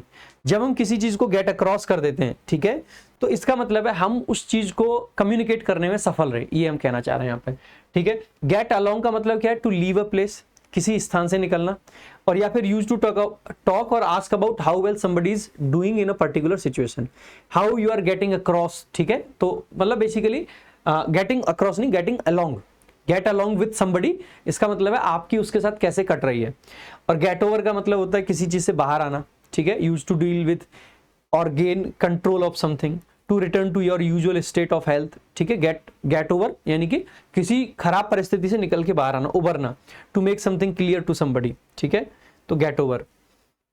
तो ये थे आपके कुछ अच्छे अच्छे फ्रेजल वर्ब्स गेट वर्ब से। आगे देखते हैं next, some grammatical rules of English express much pragmatic. अब तो एक्सप्रेस का सिनोनिम पूछा, एक्सप्रेस करना है नहीं कुछ बताना, जताना, ठीक है। सो कॉन्ट्राडिक्ट करना तो नहीं बनेगा, प्रोवोक करना तो बेसिकली उकसाना होता है, कन्वे करना यानी कि कुछ बताना, जताना, दिखाना, तो ये सही आंसर हो जाएगा। डिनाई करना यानी मना करना, so option C is the correct answer. एक बार सारे वर्ड्स देख लेते हैं, इससे आपका बहुत अच्छा रिवीजन हो जाएगा। कॉन्ट्राडिक्ट करना यानी विरोध करना होता है एक तरीके से, तो अपोज करना। डिनाई करना मना करना हो जाता है, बाकी रिफ्यूट करना, डिसएग्री करना, चैलेंज करना, किसी को कॉन्ट्राडिक्ट कर दिया तो कॉन्ट्रावीन करना, रिब्यूट करना। रिफ्यूट और रिब्यूट दोनों ही सिनोनिम होते हैं, ध्यान देंगे, है ना। इसके अलावा एंटोनिम्स देखेंगे तो agree, confirm, support, accept, approve, concur, ये सब हो जाएंगे। प्रवोक का मतलब क्या हो जाता है मेरे भाई? प्रवोक का मतलब है किसी को उकसाना, तो इंसाइट करना, एजिटेट करना, इंस्टिगेट करना, इरिटेट करना। एक वर्ड होता है इर्क करना किसी को, IRK, ठीक है। वैक्स करना, इरिटेट करना, है ना। तो इनरेज करना, स्टिमुलेट करना, इनकरेज थोड़ा पॉजिटिव वर्ड है, लेकिन हाँ किसी को उकसाते तो नहीं जब हम इनकरेज करते हैं, चाहे अच्छा काम करने के लिए। एंटोनिम देखोगे तो काम करना, सूद करना, पैसिफाई करना। एक वर्ड आता है प्लेकेट करना, ठीक है, मोलिफाई करना, तो ये अपीज करना, रीअश्योर करना, कन्फर्ट करना, तो मतलब कंफर्ट करना। तो ये सब बेसिकली क्या हो जाएंगे इसके एंटोनिम्स। कन्वे करने का मतलब है किसी को कुछ बताना, व्यक्त करना, कम्युनिकेट करना, ट्रांसमिट करना, डिलीवर करना, इम्पार्ट करना। रिले, आपने रिले रेस का नाम सुना है ना, जैसे वो एक कुछ लेके दौड़ते हैं, फटाफट दौड़ेंगे, अगले को पकड़ा देंगे, यानी कि उन्होंने एक चीज पास ऑन करी, ठीक है। सो जब हम कुछ पास ऑन कर रहे होते हैं तो ट्रांसपोर्ट करना, सेंड करना, ये सब सिनोनिम हो जाएंगे। एंटोनिम देखेंगे तो withhold, conceal, suppress, hide, retain, obscure, ये सब इसके एंटोनिम्स हो जाएंगे, ठीक है। इसके अलावा डिनाई तो मना कर रहा होता है, तो refute, reject, disallow, decline, dispute, contradict, repudiate, ये सब हो जाएंगे, ठीक है। Accept, admit, allow, approve, grant, acknowledge, confirm, ये सब इसके क्या बन जाएंगे मेरे भाई? तो इसके एंटोनिम्स बन जाएंगे। नेक्स्ट देखते हैं अगला आपका इनकोहेरेंट। आपने अक्सर करके वर्ड सुना होगा कि ये एक पैराग्राफ है, इसका कोहेरेंट मीनिंग बताओ क्या होगा। सो कोहेरेंट मीनिंग ही तो हम करते हैं, तो कोहेरेंट का मतलब है दैट कैन बी अंडरस्टूड, जिसको समझा जा सकता है। तो इसका एंटोनिम क्या बन जाएगा? कोहेरेंट बन जाएगा। तो देख लेते हैं। डिसऑर्गेनाइज तो सिनोनिम आ सकता है इनकोहेरेंट का। अनइक्वल, जो इक्वल ना हो, तो ये भी नेगेटिव वर्ड है। डिटैच्ड अलग। इंटेलिजिबल का मतलब होता है जिसको समझा जा सके, दैट कैन बी अंडरस्टूड, जिसको समझा जा सकता है, तो ये आपका करेक्ट एंटोनिम बनेगा। तो इसके एक बार वर्ड्स देख लेते हैं। इनकोहेरेंट का मतलब क्या है? अनक्लियर है, कंफ्यूज्ड है, डिसजॉइंटेड है, जंबल्ड है, डिसऑर्डरली है, गार्बलेड है, इलॉजिकल है। एंटोनिम्स क्या बनेंगे? Coherent, understandable, clear, logical, organised, ठीक है, इनकोहेरेंट के। अनइक्वल का देखोगे तो बेसिकली अनइवन, इम्बैलेंस्ड, कोई चीजें जहां पे बैलेंस नहीं है। इनकंसिस्टेंट, हम कहते हैं ना कि ये इनकंसिस्टेंट है इस चीज से। So unfair, irregular, divergent, balanced, fair, proportionate, consistent, regular, symmetrical, ये इसके एंटोनिम्स बन जाएंगे। आगे इंटेलिजिबल का मतलब है जो स्पष्ट है। सो कॉम्प्रिहेंसिबल हो जाएगा, जिसको कॉम्प्रिहेंड कर सकते हैं, ठीक है। सो कॉम्प्रिहेंड करना यानी कि समझना, अंडरस्टैंड करना, ठीक है। लेजिबल यानी कि पढ़ने लायक है, डिस्टिंक्ट है, जो एकदम अलग है। इसके अलावा प्लेन है, सिंपल है, कोहेरेंट है, सिंपल है। एंटोनिम्स देखोगे कंफ्यूजिंग, क्रिप्टिक, एम्बिगुअस, इलिजिबल, ऑब्सिक्योर, ठीक है। तो ये इसके एंटोनिम्स बन जाएंगे, ठीक है। सो एम्बिगुअस हो गया वो। आगे देखेंगे डिटैच्ड का मतलब क्या है? डिटैच्ड का मतलब है जो अलग है, पृथक है, separate, isolated, aloof, disconnected, detached, distant. Antonyms देखेंगे तो attached, connected, involved, engaged, concerned और क्लोज। आगे देखते हैं नेक्स्ट। अगला आपका भाई ये फिल इन द ब्लैंक का क्वेश्चन है। जेन इज अनॉयड डैश मी। देखो अनॉयड या जो एंग्री होता है, ठीक है, सो एंग्री होता है और अनॉयड होता है, ठीक है। एंग्री, अनॉयड, ठीक है। इसके अलावा वैक्स्ड भी बोल सकते हैं, ठीक है, वैक्स्ड। इनके साथ में क्या आता है? विथ समबडी, एस बी लिख रहा हूं, समझ जाना, समबडी यानी कि कोई व्यक्ति, और ऑन समथिंग, ठीक है। तो आप आसानी से कह सकते हो कि सर यहाँ पे विथ का प्रयोग किया जाएगा और किसी का नहीं। नेक्स्ट देखेंगे आगे। बाकी एक चीज ध्यान रखना, एक शब्द होता है एग्री और एक होता है आपका एंग्री। एग्री आपकी वर्ब होती है। इसमें इवन कई बार कुछ लोग बहुत बड़ी गलती कर जाते हैं, लोग ऐसे करके सेंटेंस लिख देते हैं, आई एम एग्री। तो क्या ऐसे लिखना सही होगा? द आंसर इज नो, ठीक है। हमें लिखना चाहिए I agree. I agree correct होता है, ना कि आई एम एग्री, ठीक है। हालांकि क्या मैं ऐसे लिख सकता हूं आई एंग्री? क्या ऐसे लिख सकता हूं I angry? The answer is no. हमें लिखना चाहिए आई एम एंग्री, ठीक है। सो एंग्री के साथ में एम आएगा, लेकिन एग्री के साथ में नहीं आएगा। तो ये छोटा छोटा सा डिफरेंस है जो कि आपको पता होना चाहिए, ठीक है। आगे देखेंगे be nipped in the bud. Bud BUD होगा, ठीक है। निप्ड इन द बड का मतलब होता है किसी को उसकी शुरुआत में ही खत्म कर देना, ठीक है, nipped in the bud. So to let something grow without interference, बिल्कुल भी नहीं है, ठीक है। To stop something before it has a chance to develop, बिल्कुल सही बात है, बिल्कुल शुरुआत में ही खत्म कर देना। To watch something grow and develop over time, बिल्कुल नहीं। टू इनकरेज समथिंग, बिल्कुल भी नहीं। नेक्स्ट देखेंगे अगला आपका एरर डिटेक्शन का क्वेश्चन एक बार देख लेते हैं। द मैन, द मैन आपका क्या है, सब्जेक्ट है, ठीक है। स्टैंडिंग क्या है, अब आप में से कुछ बच्चों को लगेगा कि सर ये आईएनजी फॉर्म है, क्या है। आज मैं इसको भी समझाऊंगा आपको कि जब हम आईएनजी फॉर्म लगाते हैं तो ये क्या क्या काम कर सकती है, ठीक है। सो बस थोड़ा सा टाइम दें, अभी के लिए इसको समझ लीजिए कि ये पार्टिसिपल है, ठीक है। सो पार्टिसिपल है और इसका मतलब है यहाँ पे ये प्रेजेंट पार्टिसिपल है। The man who is standing, ठीक है, the man who is standing beside the minister. Beside आपका क्या है यहाँ पे, तो स्टैंडिंग आपका एक तरीके से एडजेक्टिव है, ये सब्जेक्ट है। बिसाइड आपका क्या है, तो आप कहोगे कि सर बिसाइड आपका प्रेपोजिशन है, ठीक है, और इसका ऑब्जेक्ट हो जाएगा द मिनिस्टर। तो मैन के हिसाब से वर्ब आ गई आपकी इज, एकदम सही है, ठीक है। अ फ्रेंड आपका क्या है, इसके बाद में कॉम्प्लीमेंट है, ऑफ मी लिख रखा है। ध्यान देंगे मेरे भाई कि ये ना आपका एक्सप्रेशन जो करेक्ट बनता है वो होता है अ फ्रेंड ऑफ माइन, ना कि अ फ्रेंड ऑफ मी, ठीक है। So a friend of mine, a teacher of mine, ठीक है। तो अ फ्रेंड ऑफ माइन लिखते हैं, ना कि मी, तो ये आपका करेक्ट आंसर हो जाएगा माइन। यहां पे आपको कई जगह पे ये भी सुनने को मिलेगा कि अगर हमें ये लिखना है अ फ्रेंड ऑफ, तो हमें माइन लिखना चाहिए, और अगर हमें लिखना है द फ्रेंड ऑफ, तो हमें मी लिखना चाहिए। देखो एक हद तक ये बात सही है, लेकिन generally the friend of me लिखने की ना हमें जरूरत नहीं होती है। अब आप कहोगे क्यों जरूरत नहीं होती है, क्योंकि बेटर है कि आप सिंपल माई फ्रेंड लिखो ना यार, my friend. The friend of me का मतलब है मेरा जो एक डेफिनेट फ्रेंड है। अ फ्रेंड ऑफ माइन का मतलब है मेरे बहुत सारे दोस्तों में से एक, यानी कि इसका जो मीनिंग बनता है वो बनता है one of my friends, one of my friends, ठीक है। तो वन ऑफ माई फ्रेंड्स, मेरे दोस्तों में से एक, तो यहां पे ठीक है ये। लेकिन the friend of me generally हमें इंग्लिश में नहीं लिखना चाहिए, उसकी जगह में क्या लिखना चाहिए, माई फ्रेंड लिख दीजिए, सिंपल है, ठीक है। फिर भी ये कॉन्सेप्ट आया कहां से, लोग क्यों पढ़ाने लग गए, ये भी मैं आपको बता देता हूं। एक आपका होता है या फिर फोटो लिखते हैं, उससे ज्यादा कनेक्ट कर पाओगे आप, अ फोटो ऑफ मी, और एक आता है आपका अ फोटो ऑफ माइन, ठीक है। सबसे पहले यहां पे इन दोनों में से कौन सा सही है, एक बार कमेंट करके बताएं। अब आप में से आपके लॉजिक से आप कहोगे सर ये तो गलत है और ये सही है, आप कहोगे सर कि एक तो गलत है एक सही है। अब यहाँ पे ए आई या द आई, डजंट मैटर, ठीक है। कुछ बच्चे कहेंगे कि सर ए है द है, दोनों ही चीजें आ सकती हैं, ध्यान देंगे, ठीक है। तो ऐसा नहीं है, ये दोनों ही करेक्ट है, ठीक है, दोनों ही करेक्ट है। दोनों में फर्क क्या देखना है, ऑफ प्रीपोजिशन है और ये इसका ऑब्जेक्ट है, तो ये तो ऑब्जेक्टिव प्रोनाउन है, और ये आपका क्या है, आप कहोगे ये सर पजेसिव प्रोनाउन है, ठीक है। बस यही इसके मीनिंग में भी फर्क है। जैसे मान लीजिए ये एक फोटो है, ठीक है, ये एक फोटो है, इस फोटो के अंदर कोई व्यक्ति भी तो होता है, इस फोटो के अंदर कोई व्यक्ति भी तो होता है। लाइक मैं आपको समझाता हूं एक बार, मेरे सामने एक फोटो है मेरे पास में प्रेमानंद महाराज की, जैसे ये महाराज की फोटो है, ये फोटो है किसकी, मेरी है। It is a photo of mine, क्योंकि मैं इसका पजेसर हूं, मैं इस फोटो को पजेस करता हूं, ये फोटो मेरे पास है। क्या इस फोटो में मैं हूं, द आंसर इज नो, ठीक है। So it is the photo of mine, मेरी एक फोटो है, दैट डजंट मीन कि मैं इसका ऑब्जेक्ट हूं।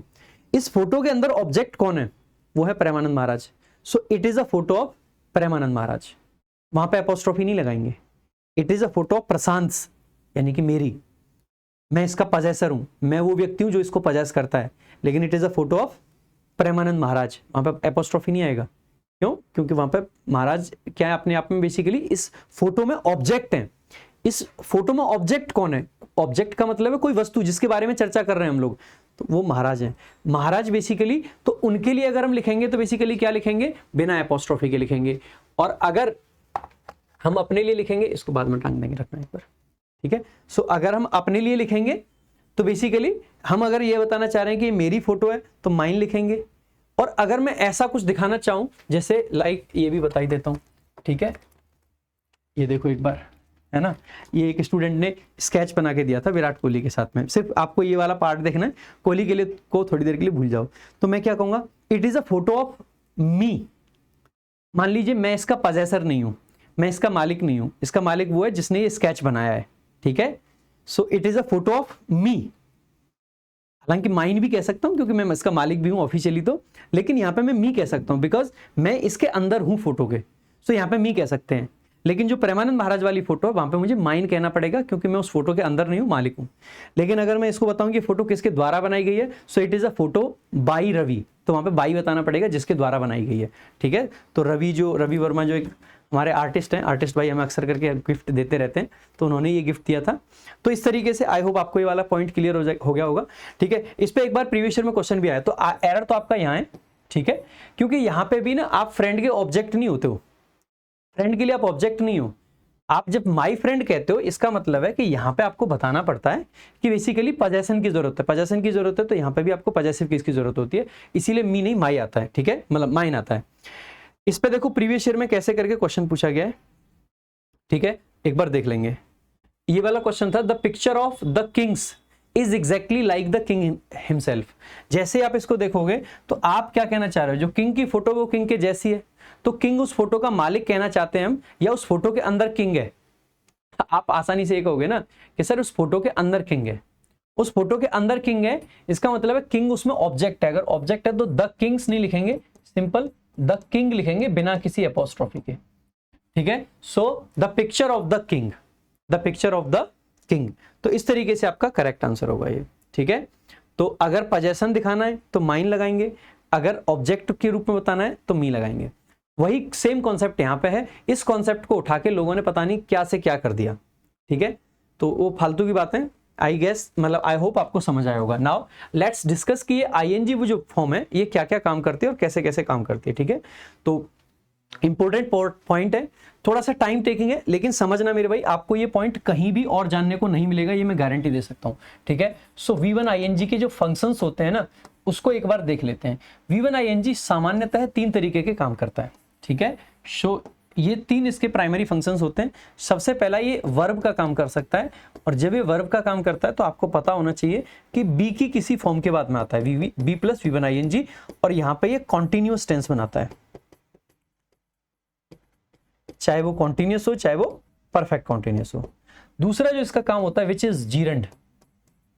जब ये जीरंड होता है तो आपको पता होना चाहिए कि it works as a noun, और सामान्यतः ये कब आता है तो आपको पता होना चाहिए कि किसी भी प्रीपोजिशन के बाद में सामान्यतः हम जीरंड का यूज करते हैं। दूसरा आपको ध्यान रखना चाहिए कि जीरंड के पहले पजेसिव केस आता है, ठीक है, पजेसिव केस प्लस जीरंड, ये चीजें आपको ध्यान रखनी है, ठीक है। तीसरा जो आपका होता है विच इज पार्टिसिपल, और जब ये पार्टिसिपल होता है तो ये डिफरेंट जगह पे सामान्यतः एडजेक्टिव है, लेकिन sometimes it can work as an adverb, ठीक है। ये एडवर्ब के तरीके से भी फंक्शन कर सकता है। ये जब मैं एडवर्ब लिखता हूं तो आपके काफी सारे लोगों के दिमाग के तोते उड़ जाते होंगे कि हम तो बचपन से यही पढ़ते हैं कि ये तो एडजेक्टिव होता है। देखो लैंग्वेज कभी भी ना स्ट्रिक्ट नहीं होती है, वो लैंग्वेज के अंदर फ्लेक्सिबिलिटी बहुत जरूरी है, तो वहां पे फ्लेक्सिबिलिटी के चक्कर में मैंने ये लिखा है। तो ये वर्ब के रूप में आपको सबको पता है, इसको मैं नहीं समझाने वाला हूं। सामान्यतः जीरंड ये कब बनता है, नाउन कब होता है, ये आप जानते हैं, ये मैं नहीं समझाने वाला हूं। मैं आपको बताने वाला हूं कि पार्टिसिपल जब होता है, और वो भी तब नहीं बताऊंगा कि नाउन के पहले है तो देखो एडजेक्टिव है, ठीक है, कि जैसे हमने लिख दिया वर्किंग वुमेन, तो वो वुमेन जो काम करती हैं तो वर्किंग यहाँ पे एडजेक्टिव है, पार्टिसिपल है, वो नहीं बताऊंगा। लेकिन ये समटाइम्स क्या होता है ना, लोगों को समझ नहीं आता है कि यहाँ पे आईएनजी क्या काम कर रहा है, तो जब क्लॉज को रिड्यूस करने के लिए पार्टिसिपल का यूज किया जाता है तो वो मैं आपको दिखाने वाला हूं। तो रिड्यूस्ड क्लॉजेस थोड़ा सा जान लेते हैं आज। जैसे एक सेंटेंस आपके सामने है, आई, देखो एक बार इसको बताने से पहले तो मैं यहाँ पे लिख ही देता हूं, ठीक है, तो ज्यादा समझ पाओगे आप। Reduction of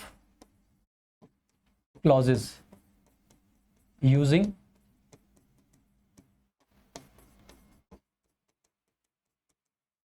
participles, ठीक है। पार्टिसिपल्स को यूज करके क्लॉजेस को रिड्यूस करा जा सकता है, पार्टिसिपल्स को यूज करके क्लॉजेस को रिड्यूस किया जा सकता है, ठीक है। तो बाई चांस बीच में थोड़ा बहुत ब्लर आई है ना वीडियो, तो मुझे अभी ध्यान आया कि फोकस ऑटो फोकस हो रखा था, तो आई होप आप एडजस्ट कर लोगे। यहाँ पे जो लोग हमारे बैठे हुए हैं, अंकित भैया ने ध्यान ही नहीं दिया कि वीडियो ब्लर हो रही है, हैं? तो बाई चांस हुई हो तो एडजस्ट कर लेना, अब नहीं होगी आगे, है ना। So reduction of clauses using participles. सामान्यतः दो तरीके की क्लॉजेस को रिड्यूस करते हैं। एक तो होती हैं आपकी रिलेटिव क्लॉजेस, इनको अक्सर करके रिड्यूस करते हैं, ठीक है। और दूसरा आपका जो एंड के साथ बनती हैं, ठीक है, एंड क्लॉजेस सामान्यतः, या फिर कह दो सिंपल कहो तो कोऑर्डिनेट क्लॉजेस, ठीक है, ज्यादा अच्छा रहेगा, कोऑर्डिनेट क्लॉजेस। तो दो तरीके की क्लॉजेस को करते हैं। सामान्यतः ध्यान देंगे जो सिंगल एक्शंस होते हैं उनको जनरली हम कम रिड्यूस करते हैं, ठीक है। जो रिकरिंग एक्शंस होते हैं ना उनको ज्यादा किया जाता है। अब दो तरीके से उनको कर सकते हैं। अगर आपका सेंस कैसा है, अगर सेंस है एक्टिव तो किससे रिड्यूस करते हैं, V1 ING से। और अगर सेंस है आपका कैसा पैसिव तो किससे रिड्यूस करते हैं, V3 से, क्योंकि दोनों ही क्या होते हैं, पार्टिसिपल होते हैं। इसको आप जानते हैं ये प्रेजेंट पार्टिसिपल कहा जाता है, और इसको आप जानते हैं कि पास्ट पार्टिसिपल कहा जाता है। अच्छा ध्यान देंगे, प्रेजेंट और पास्ट पार्टिसिपल के अलावा भी इनमें एक चीज और कॉमन है, वो क्या है कि इसको एक्टिव पार्टिसिपल कहा जाता है और इसको पैसिव पार्टिसिपल कहा जाता है, बिकॉज सेंस के हिसाब से, ठीक है। तो ये पॉइंट आपको क्लियर होना चाहिए, ठीक है। सो ये पॉइंट आपको क्लियर होना चाहिए। अब देख लेते हैं एक बार, जैसे एक सेंटेंस है, I can not abide by, अब मतलब I can not abide people who look down on others. अब जैसे देखा ना आपने, हु लुक है यानी कि सब्जेक्ट प्लस वर्ब है, यानी कि रिलेटिव क्लॉज है। इसको रिड्यूस करके मैं ऐसे लिख सकता हूं कि I can't abide people looking down on others, इस तरीके से। यानी कि हु लुक, यानी कि जो एक्टिव सेंस था उसको हमने लुकिंग में चेंज कर दिया। देखो आगे, I have an agent dealing with all my contracts. I subject है, हैव वर्ब है, एन एजेंट आपका इसका ऑब्जेक्ट है। अब यहाँ पे डीलिंग लिख रखा है, कायदे से ये भी क्या है, एक रिड्यूस्ड क्लॉज का पार्ट है। अब बच्चों को ये समझ नहीं आता है कि डीलिंग क्या काम कर रहा है, तो आपको यहाँ पे समझने की जरूरत है कि ये बेसिकली क्या है, हु डील्स। तो हु डील्स ना लिख के हमने उसको क्या चेंज कर दिया, डीलिंग कर दिया जस्ट। तो हु डील्स डीलिंग, यानी कि देखो पूरी क्लॉज आप लिख सकते थे लेकिन आपने क्या लिखा, उसको रिड्यूस करके लिखा। तो ये रिड्यूस क्लॉजेस अक्सर करके आपके कई बार कंफ्यूजन पैदा कर सकती हैं। द इलीगल गुड्स, ये आपका सब्जेक्ट है, विच आपकी रिलेटिव प्रोनाउन है, वर आपकी हेल्पिंग वर्ब है, सीज्ड आपका मेन वर्ब है, पैसिव सेंस आ गया। अब इस पैसिव सेंस के रिलेटिव क्लॉज को रिड्यूस करना है तो सिंपल हम क्या कर सकते हैं, द इलीगल गुड्स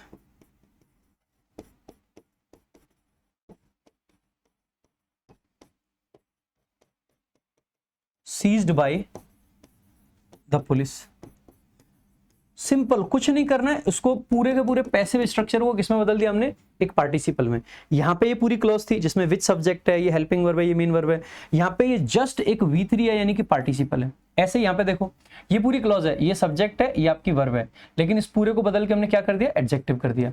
अब आपको पता होना चाहिए एडजेक्टिव में क्यों कह पा रहा हूं, समझना। I can not abide people, कौन से पीपल, इस पीपल के बारे में जानकारी दे रहा है, हु लुक डाउन ऑन। जब मैं रिलेटिव क्लॉज पढ़ाता हूं मैं आपको बताता भी हूं कि जो रिलेटिव क्लॉजेज हैं वो एडजेक्टिव क्लॉजेज कहलाते हैं, क्योंकि ये जो आपका एंटीसीडेंट जिसको बोलते हैं, नाउन या प्रोनाउन होता है, उस एंटीसीडेंट के बारे में जानकारी देती हैं। तो नाउन या प्रोनाउन के बारे में जानकारी देने वाली चीजें क्या कहलाएंगी, एडजेक्टिव कहलाएंगी। तो ये पूरी एडजेक्टिव क्लॉज है। एडजेक्टिव क्लॉज को रिड्यूस करके किसमें ले आए, एक फ्रेज में ले आए, ये भी तो एडजेक्टिव होगा। सेम ये एडजेक्टिव क्लॉज है, हु डील्स, इसको रिड्यूस करके फ्रेज में ले आए, dealing. Same which were seized, पूरी क्लॉज है, रिड्यूस करके एक फ्रेज में ले आए, सीज्ड।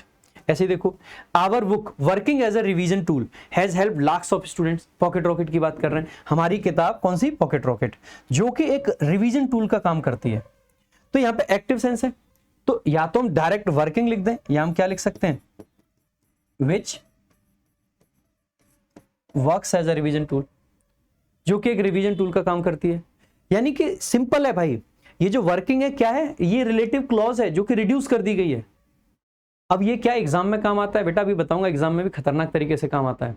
सबसे पहले तो कहां काम आता है, इलीगल गुड सीज्ड, आधे से ज्यादा बच्चे इसको वर्ब समझ लेते हैं कि ये तो वर्ब है, वर्ब की सेकंड फॉर्म है। बेटा ये वर्ब नहीं है, पीछे बाई आ रखा है, पैसिव सेंस है, पैसिव सेंस इसका मतलब है ये V3 है, ये पार्टिसिपल है, पार्टिसिपल है तो वर्ब आ गया, वर्ब आपकी कहां पे है, ये रही आर। ठीक है, ध्यान देना है। और देख लेते हैं कुछ examples. Some people might go to church and seek absolution. So some people subject है, माइट हेल्पिंग वर्ब है, गो आपकी मेन वर्ब है, कहां जाएंगे, टू चर्च आ गया। चर्च आपका क्योंकि क्या है, प्राइमरी पर्पज के लिए आया तो आर्टिकल नहीं आ रखा है यहाँ पे। एंड सीक, और क्या सीक करेंगे, एब्सोल्यूशन। अब आपको ये भी ध्यान रखना है कि जो एंड सीक है ना, हम इसको सिंपल ऐसे भी लिख सकते हैं, some people might go to church seeking absolution. ठीक है, तो पूरा सेंटेंस ही लिख देता हूं, नहीं तो समझ नहीं आएगा उतना। Some people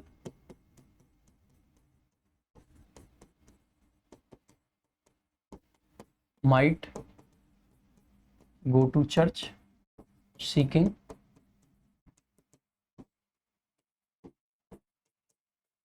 absolution. ठीक है, ऐसे ही the soldier stepped on a landmine losing his leg instantly. अब यहां पे हमने क्या करा, द सोल्जर सब्जेक्ट है, स्टैप्ड आपका वर्ब है, ऑन प्रेपोजिशन है, और ये आपका लैंडमाइन उसका ऑब्जेक्ट है। लूजिंग ये आपका क्या आ गया, पार्टिसिपल आ गया। बच्चों को समझ नहीं आता क्या सेंस दे रहा है, इसका वही सेंस है। एंड देखो यहाँ पे क्या था, V1 थी तो यहाँ पे हमने सीक V1 लिख रखी थी। यहाँ पे क्या स्टेप्ड V2 है तो यहाँ पे हम क्या लिखेंगे, and lost his leg instantly. यानी कि सेंटेंस वही है, बस हम यहाँ पे एंड लॉस्ट लिख पा रहे हैं जो हमने यहाँ पे लूजिंग लिख रखा था। तो एंड लॉस्ट लिखो या लूजिंग लिखो, बात एक ही है, कोई फर्क ही नहीं है मेरे भाई, कोई डिफरेंस नहीं है, नो डिफरेंस एट ऑल। ठीक है, ऐसे ही the accident blocked the highway causing massive traffic jam. अब लोगों को लगता है सर ये कॉजिंग कैसे आ गया, ING फॉर्म अचानक से, तो इसका मतलब भी क्या है, एंड कॉज्ड। तो या तो आप पूरी क्लॉज लिख रहे हो तो एंड कॉज्ड आ गया। अब आप कहोगे सर अगर पूरी क्लॉज है ये तो इसका सब्जेक्ट क्या है, बेटा एक्सीडेंट सब्जेक्ट है आपका। So the accident blocked the highway and caused massive traffic jams, या फिर the accident blocked the highway causing massive traffic jams। एक हद तक ये जो causing है ना, ये मैनर बताने का काम करती है। और ये वाला जो पॉइंट है आपका, ये आपको इंग्लिश रामबाण में मिल जाएगा, नॉन फाइनाइट वर्ब जब भी पढ़ोगे आप। ठीक है, ज्यादातर जगह पे सिर्फ नॉन फाइनाइट में ये दे देते हैं कि एडजेक्टिव होता है, लेकिन ये ना एक तरीके से मैनर है। एक्सीडेंट ने हाईवे को ब्लॉक किया, और क्या कर रहा था, किस तरीके से बेसिकली किया कि जिससे कॉज कर दे massive traffic jam. Radhika arranged all the books properly and made sure. अब देखो एंड मेड है, इसको हम क्या लिख सकते हैं, मेकिंग श्योर। तो भाई ये ना बहुत सिंपल पार्ट है, इसको लोग पता नहीं क्यों उतना समझते नहीं है, तो सिंपल है। Radhika arranged all the books properly making sure that no book was missing. या फिर ऐसे भी लिख सकते हैं, Radhika arranged all the books properly and made sure that no book was missing. तो एंड मेड को हमने मेकिंग लिख दिया, एंड कॉज्ड को हमने कॉजिंग लिख दिया, एंड लॉस्ट को हमने लूजिंग लिख दिया, एंड सीक को हमने सीकिंग लिख दिया। इस तरीके से रिड्यूस करना पॉसिबल है। तो ये एक ऐसा पार्ट है जो कि अक्सर करके बच्चों को परेशान करता है। इसको प्रीवियस ईयर में कैसे यूज किया जाता है, now that's the time, it's the time. देखो एक बार, she picked up the books, तो सी सब्जेक्ट है, पिक्ड अप आपकी वर्ब है, क्या पिकअप किया, बुक्स। कौन सी books, books which were lying, या तो यहां पे पूरा ऐसे लिखो, बुक्स विच वर लाइंग, या तो ऐसे लिखो। और ऐसे नहीं लिखना चाहते हो तो सिंपल लाई की जगह पे क्या कर दो, लाइंग ऑन द टेबल। तो या तो सिंपल लाइंग लिख दो या विच वर लाइंग, जो आप चाहे लिख सकते हैं। ये प्रीवियस ईयर का क्वेश्चन है, देखो दोनों तरीके से किया जा सकता था। साइक्लोन एम्फन सब्जेक्ट आ गया, रोड इनटू वेस्ट बंगाल, तो रोड इनटू वेस्ट बंगाल ये आपका वर्ब है, इनटू प्रेपोजिशन है, वेस्ट बंगाल आपका उसका ऑब्जेक्ट हो जाएगा। ऑन प्रेपोजिशन जिसका ऑब्जेक्ट है, वेडनेसडे टाइम बता रहा है। ठीक है, लीव बिहाइंड, अब या तो दो तो ऑप्शन है हमारे पास में, या तो हम क्या लिखें, एंड लेफ्ट बिहाइंड, एंड लगा के, और या फिर हम क्या करें, लीविंग बिहाइंड कर दें। तो या तो सिंपल लीव की जगह पे लीविंग कर दो क्योंकि रिड्यूस क्लॉज हो गई, और या फिर आप क्या कर सकते हो, एंड लेफ्ट। तो या तो जो वर्ब और सब्जेक्ट का कॉम्बिनेशन है उसके हिसाब से चलो एंड लगा के, और नहीं तो लीविंग कर दो। ये देखो SSC CHSL का आया हुआ क्वेश्चन है। नेक्स्ट देखो और कुछ क्वेश्चंस देख लेते हैं इस पे। India's coast line stretches for over 500 kilometres to offer a plethora of. India's coast line stretches, तो ये इंडियाज कोस्ट लाइन सब्जेक्ट है, ठीक है, स्ट्रेचेस आपकी वर्ब है, फॉर प्रेपोजिशन है, ओवर 500 किलोमीटर्स इसका ऑब्जेक्ट है। टू ऑफर, अब टू ऑफर तो बेसिकली क्या है, पर्पज बताता है, ये ऑफर करने के लिए स्ट्रेच करता है, नहीं, या तो यहां पे हमें लिख दो ऑफरिंग और या फिर हमें लिख दो एंड ऑफर्स। ऑफर्स क्यों लिखा है, क्योंकि आगे सिंगुलर सब्जेक्ट है, सिंगुलर वर्ब आएगी, तो या तो लिखो एंड ऑफर्स तो या फिर लिखो ऑफरिंग, दोनों तरीके से सही हो सकता है। सीपीओ मेंस 2024 में आया हुआ क्वेश्चन है। देखो इन कॉन्सेप्ट पे क्वेश्चन आते हैं, लेकिन पता नहीं, देखो द स्टॉर्म सब्जेक्ट है, कॉज्ड एक्सटेंसिव डैमेज, ये आपका बेसिकली कॉज्ड वर्ब है, उसका ऑब्जेक्ट हो जाएगा एक्सटेंसिव डैमेज। टू प्रेपोजिशन है जिसका ऑब्जेक्ट हो जाएगा होम्स। डैश मैनी, अब देखो कॉमा लगा दिया यहाँ पे, तो दो ऑप्शन फिर से वही बनते हैं, या तो and left many families homeless, तो या तो यहां पे लिख दें हम एंड लेफ्ट, और या फिर हम क्या लिख दें, उसको रिड्यूस करके लीविंग लिख दें। कौन सा ऑप्शन में दे रखा है, आप कहोगे लीविंग दे रखा है, वही करेक्ट आंसर। तो इस तरीके से आप आसानी से मार्क कर सकते हो, ठीक है। आई होप आपको इस मॉक टेस्ट के साथ में ना मेरे भाई बहुत कुछ जानने को सीखने को मिला होगा। नेक्स्ट अगले क्वेश्चन की तरफ बढ़ते हैं। देखो वीडियो का ड्यूरेशन आपका पक्की बात है कि ज्यादा होगा, लेकिन जो आपको सिखाया गया है, मैं चैलेंज दे सकता हूं कि कोई नहीं सिखाएगा ये चीजें, ठीक है। बहुत कुछ आपके लिए अच्छा हम लेके आते हैं। सो अगला आपका जो वर्ड है एडजॉर्न वर्ड है, उसका सिनोनिम पूछा है, एडजॉर्न का सिनोनिम। और देखो आप इतनी देर से देख भी रहे होंगे, कोई ऐसे प्रमोशंस नहीं, कोई कुछ नहीं, प्योरली क्वालिटी कंटेंट आपको डिलीवर कर रहे हैं। और अगर अच्छा लगा है आपको ये सब जो मैंने अभी सिखाया आपको इतना कुछ, तो मेरे भाई लाइक और शेयर करें और चैनल को सब्सक्राइब जरूर करें, और एक कमेंट लिख के ना बताएं। जो आपका कमेंट आता है ना, आपके लिए हो सकता है जस्ट एक कमेंट है, बट हमारे लिए एक बहुत बड़ा मोटिवेशन का काम करता है वो, क्योंकि हम मोटिवेट तभी होते हैं, आगे अगले मॉक में हम और भी बेहतर करेंगे, आपके लिए और बेहतर कुछ लेके आएंगे जब हमें मोटिवेशन मिलता है, ठीक है। सो आपका एक सिंगल कमेंट हमारे लिए बड़ा मोटिवेशन होता है, तो लाइक शेयर और कमेंट और चैनल को सब्सक्राइब, है ना। सो एडजॉर्न करने का मतलब होता है किसी चीज को बेसिकली वहीं पे पोस्टपोन कर देना। सो इंडिफरेंट का मतलब होता है जिस पर फर्क ना पड़े, जो स्टोइक होता है ना। डिफाई का मतलब होता है बेसिकली किसी चीज को मना कर देना एक तरीके से। डिफर करने का मतलब अलग होना होता है। पोस्टपोन आपका करेक्ट आंसर हो जाएगा, ठीक है। सो ये हो जाएगा। अच्छा, जो डिफाई है ना, वहां पे आपका एक और वर्ड होता है DEIFY, ठीक है। इसको बेसिकली DIFY बोलते हैं, ठीक है, DIFY। तो इसका मतलब क्या होता है, इसका मतलब होता है आपका किसी को भगवान मानना, पूजना। और इसको आप याद रख सकते हैं कैसे, इसको क्या बोलते हैं, डाइटी बोलते हैं, ठीक है, DIT बोलते हैं, DIT, ठीक है। तो इसका मतलब क्या होता है, जो भगवान होता है, तो भगवान और उसको पूजना, तो ये दोनों वर्ड्स आपको याद रख लेने। बाकी एक बार वर्ड्स देख लेते हैं। एडजॉर्न करने का मतलब क्या है, स्थगित करना, पोस्टपोन करना, सस्पेंड करना, डिले करना, डिफर करना, ब्रेक ऑफ करना, रिसेस करना। एंटोनिम्स आ जाएंगे continue, resume, convene, begin, proceed. Indifferent आपका एडजेक्टिव होता है जिसका मतलब होता है उदासीन, तो इसका क्या बन जाएगा, uninterested, unconcerned, apathetic, detached, neutral, unmoved, dispassionate, stoic. बहुत अच्छा वर्ड है इसके लिए स्टोइक जो आता है, stoic, one who is indifferent to pain and pleasure करके जो आता है वर्ड आपका, है ना। एंटोनिम्स देखोगे तो कंसर्न्ड, इंटरेस्टेड, पैशनेट, पैशनेट जिसके अंदर पैशन होता है किसी चीज को करने के लिए। सिंपैथेटिक जो सिंपैथी दिखाता है, केयरिंग जो लोगों केयर करता है, इन्वॉल्व यानी जो शामिल है। डिफर करना यानी कि भिन्न होना, अलग होना, डिसएग्री करना, वेरी करना, कॉन्ट्रास्ट करना, डाइवर्ज करना, कन्फ्लिक्ट करना, डिस्प्यूट करना। एग्री, इसके एंटोनिम देखेंगे, एग्री करना, कनकर करना, हार्मोनाइज करना, रिजेंबल करना। रिजेंबल यानी किसी के जैसा होना, अगर कोई किसी के जैसा यानी कि उसको एक तरीके से वो एग्री कर रहा है, एक तरीके से देखा जाए, अलग नहीं है, ठीक है। कोइंसाइड करना। डिफाई करने का मतलब उल्लंघन करना होता है, मना कर देना किसी चीज के लिए, तो डिसओबे करना, रेजिस्ट करना, अपोज करना, कन्फ्रंट करना, रिबेल करना, फ्लाउट करना, इग्नोर करना, ठीक है। एंटोनिम्स हो जाएंगे ओबे करना, सबमिट करना, रिस्पेक्ट करना, फॉलो करना, कंप्लाई करना, कंफर्म करना, ठीक है। तो अबाइड करना वो भी हो जाएगा, आगे देखेंगे, ध्यान देंगे।